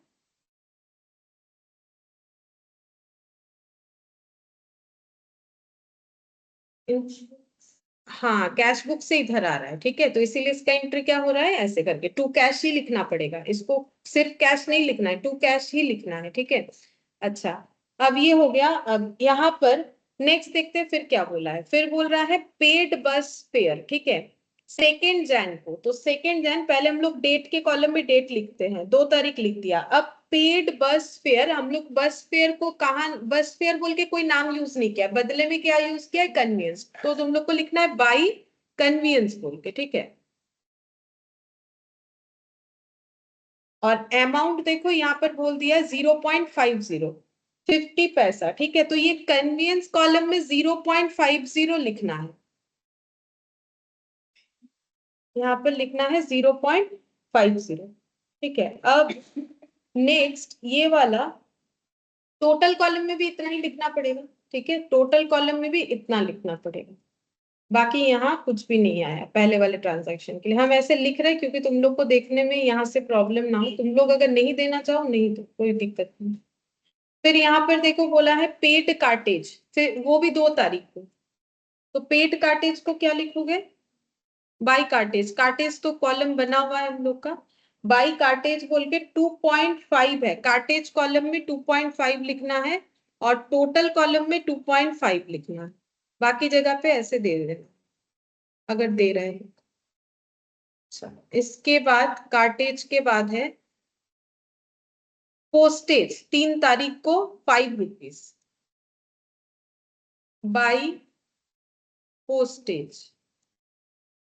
पोस्टेज वाले कॉलम में 5 रुपीज चला जाएगा, टोटल वाले कॉलम में भी 5 रुपीज जाएगा। मैंने 5.00 कर दिया है, ठीक है, क्योंकि बाकी कुछ पॉइंट्स में था तो इसलिए मैंने ऐसे लिखा। अच्छा, ये हो गया। पोस्टेज के बाद है वेजेस फॉर कैजुअल लेबरर्स, तो इसको हम लोग क्या लिखेंगे? वेजेस को बाई वेजेस लिखेंगे, हम लोगों ने वेजेस कॉलम बना रखा है, ठीक है। तो बाई वेजेस, वेजेस है 6 रुपीज, हाँ 6 रुपीज। तो वेजेस वाले कॉलम में 6 रुपीज लिखना है, टोटल वाले कॉलम में 6 रुपीज लिखना है। वेजेस के बाद है स्टेशनरी 4 रुपीज, तो स्टेशनरी तो बना रखा है हम लोगों ने, बाई स्टेशनरी। 4 टोटल कॉलम में जाएगा और स्टेशनरी कॉलम में 4 रुपीज जाएगा। और डेट देखना पड़ेगा, डेट नहीं देखा मैंने, स्टेशनरी का 4 तारीख। स्टेशनरी के बाद फिर से 4 तारीख को बस चार्जेस 2 रुपीज, तो ये कन्वीनियंस में जाएगा।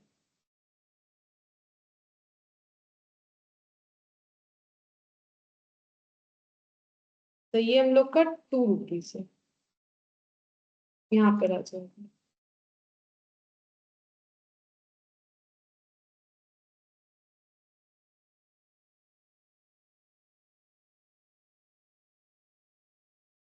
तो बस चार्जेस किया हम लोगों ने। फिर फिफ्थ को है रिपेयर्स टू चेयर, ये कहाँ लिखोगे? सन्ड्रीज में लिखना पड़ेगा, ठीक है, सन्ड्रीज में लिखेंगे क्योंकि इसका हम लोगों ने कोई अलग से बनाया नहीं। बाई रिपेयर्स बोल के लिख दो, बाई सन्ड्रीज बोल के रिपेयर्स में दो, सन्ड्रीज फिर हाइफिन दे के रिपेयर्स लिख दो।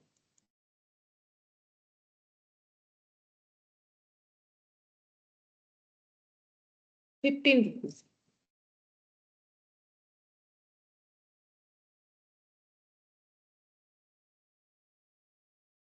15। फिर इसके बाद फिर से बस फेयर 5 तारीख, ₹1।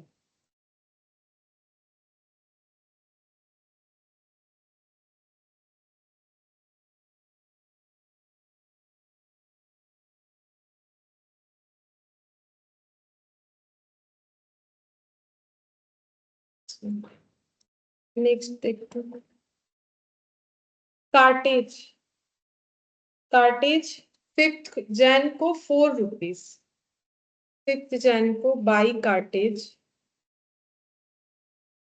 4 रुपीज, कार्टेज कॉलम में 4 रुपीज, बाकी सब खाली है। और टोटल में कार्टेज के बाद है पोस्टेज 6 तारीख को,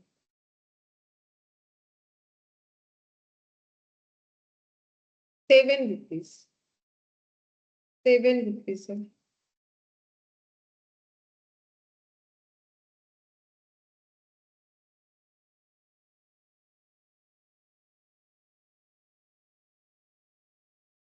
अब 6 के बाद है बस चार्जेस, कन्वीनियंस बस चार्जेस है 3 रुपीज, लिखो, मेरा तो जगह खत्म हो गया।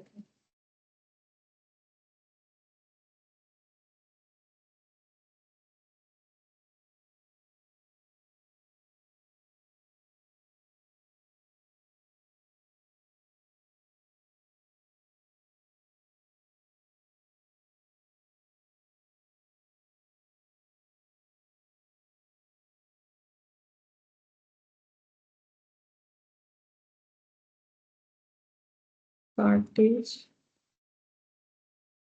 स्टेशनरी। ম্যাম একবার লাস্ট পেজটা দেখাবেন, আমি একটা স্ক্রিনশট নিয়ে নেব। एक मिनट।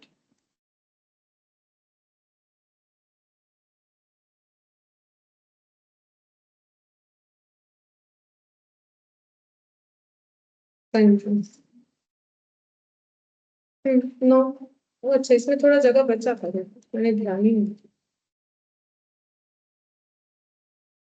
ठीक है, चलो इसी में लिख लेंगे। अच्छा अच्छा, इसके बाद सिक्स के बाद मेरा कौन सा वाला लिखना था बोलो तो?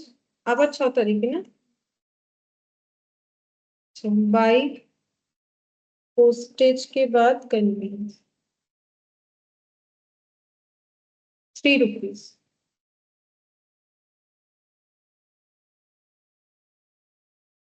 अच्छा, इसके बाद कार्टेज फिर से 3 रुपीज। सिक्स डेट वही है।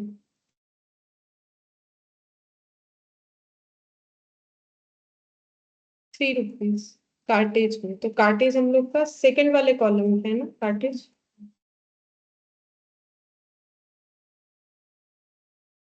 अच्छा, कार्टेज के बाद स्टेशनरी 2 रुपीज, वो भी सिक्स को ही है।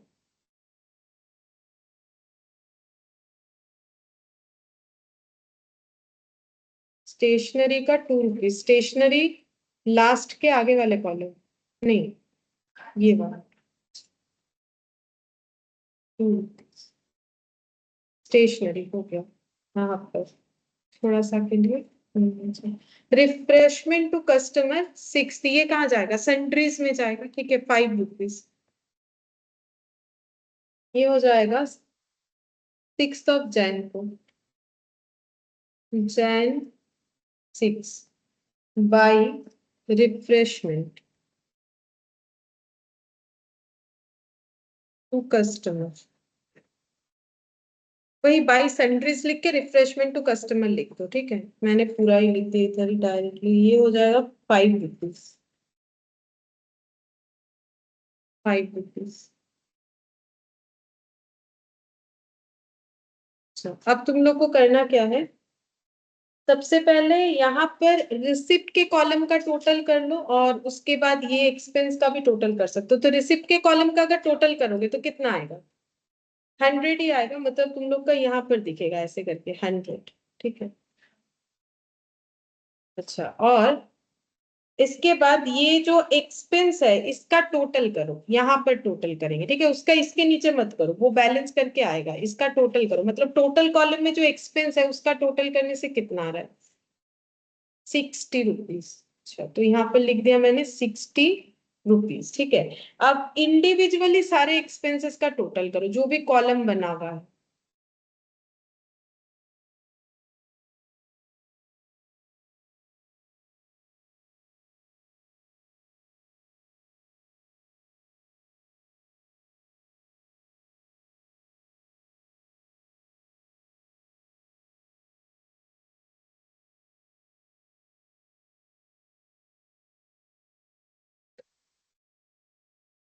पहला वाला 6.50, 6.5 रुपये। सेकेंड वाला है 2.543789, 9.5, 9.5। स्टेशनरी का है 4 और 2, 6। पोस्टेज, पोस्टेज 7 और 5, 12। वेजेस 6 रुपीज, और बस और कुछ नहीं, 6 रुपीज। सन्ड्रीज इधर 5 और इधर 15, 20,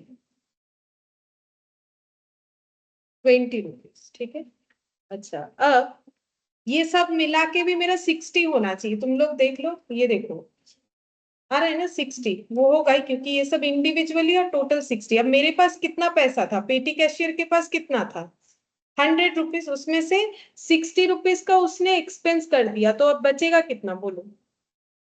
40। तो उसको क्या लिखोगे? बाई बैलेंस ये देखो ना, यहाँ पर क्या है, बाई बैलेंस सीडी कितना हो जाएगा 40 रुपीज। ठीक है, यहाँ पर ऐसे 40 लिख दो बैलेंस करके, और टोटल जो 100 होगा ना वो इस कॉलम के साथ मैच हो जाना चाहिए। ठीक है, ये वाले कॉलम के साथ मैच हो जाएगा तो देखने में अच्छा लगेगा, जैसे लेजर दोनों साइड होता है। ठीक है, 100 ये वाला मेरा जो है मैंने ऊपर लिख दिया, तुम लोग चाहो तो इसके नीचे भी ऐसे कर सकते हो, एक ही बात है, लेकिन उसके नीचे करने का जरूरत नहीं, ये टोटल इसी के साथ है। नहीं ठीक हुआ है, ऐसा ही करना है हम लोग। अच्छा,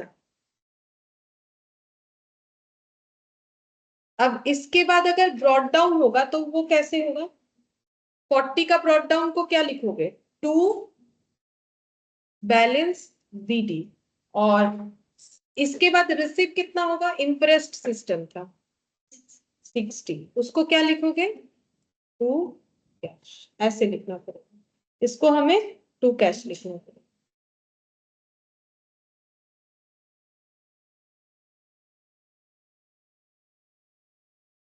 इस तरीके से होगा।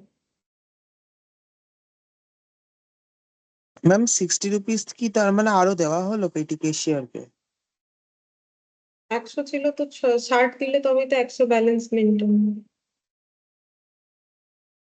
ওটাই তো ইমপ্রেসড সিস্টেম। আচ্ছা আচ্ছা, হ্যাঁ ম্যাম বুঝে গেছি।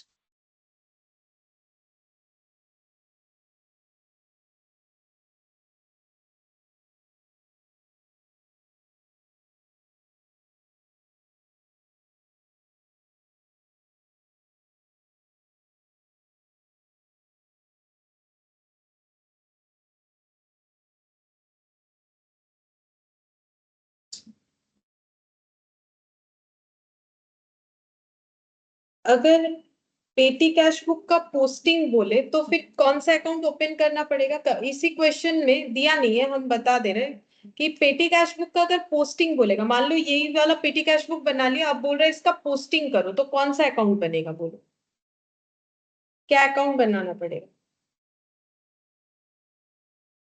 পেটি ক্যাশ অ্যাকাউন্ট। पेटी कैश है, सही बात। जैसे परचेस बुक में कौन सा अकाउंट बनाते हैं, परचेस, तो यहाँ पर क्या बनाएंगे, पेटी कैश अकाउंट। अगर पोस्टिंग हमें बोल दे तो ऐसे, अब पोस्टिंग का मतलब क्या बनेगा, लेजर। ठीक है, तो अब पेटी कैश अकाउंट में क्या लिखोगे, यहाँ पर जो भी खर्चा हुआ है ना वो सब लिख देना है। जैसे देखो यहाँ पर ये जो 6.5 रुपए का टोटल किया हो ना, इसी को उठा के लिख दोगे, क्या बोल के लिखोगे, बाई कन्वीनियंस। ठीक है, तो लिखो यहाँ पे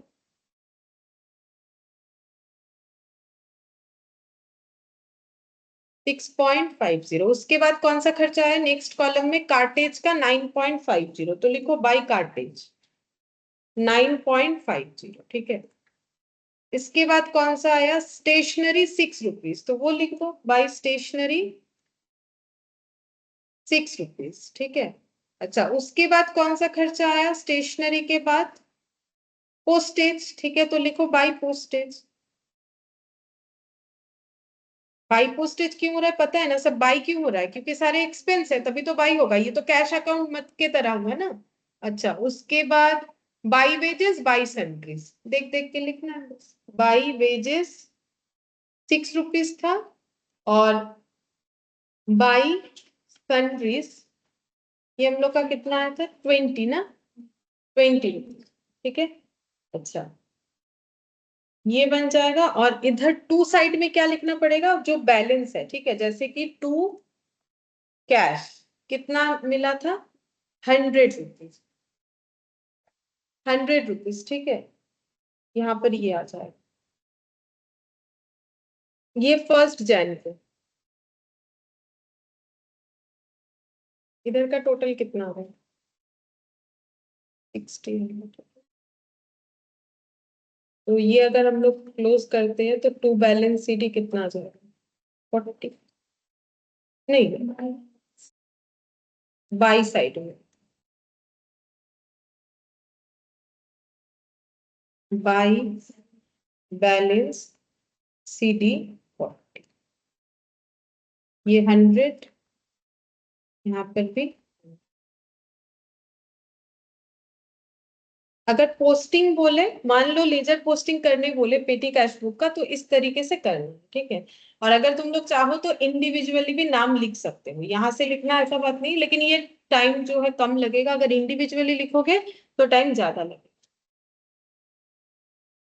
और ये सब खर्चे का अपना अपना फिर डेट लगाना पड़ेगा, ठीक है। जैसा जैसा डेट बता दिए उस हिसाब से तुम लोग को लगाना पड़ेगा, तो यहाँ के डेट के हिसाब से भी चल सकते, ठीक है। और ये 5th नंबर का एक कैश बुक है, ये तुम लोग ट्राई करके देख सकते हो, काफी बड़ा है ये वाला क्वेश्चन, ये होमवर्क में देख सकते हो। इलास्ट्रेशन 5 और बाकी यहाँ कुछ एमसीक्यू और एक क्या है, यहाँ पर भी एक पेटी कैश बुक है, ये भी देख सकते हो। पेटी कैश बुक तो आराम से कर पाओगे, ये जो प्रैक्टिकल क्वेश्चन है इसमें एक पेटी कैश बुक है ये। तो नेक्स्ट क्लास में हम लोग इसको कंप्लीट कर लेंगे, ठीक है। एक ठीक है, मुझे लिखोगे ना तो हम भेज देंगे, ठीक है। मुझे याद नहीं रहता, मुझे एक बार जस्ट लिख दोगे कि भेजने के लिए, पीडीएफ बोल रहे हैं ना, तो हम ठीक है फिर आज इतना ही ম্যাম कर। একবার টেক্সট গুলো শো করবেন ওয়েজেস এর পর থেকে, আমি এটা স্ক্রিনশট নিয়ে নিই ম্যাম, তারপর লিখে নেবো। रिकॉर्डिंग का बंद कर दे। ठीक है, बाय।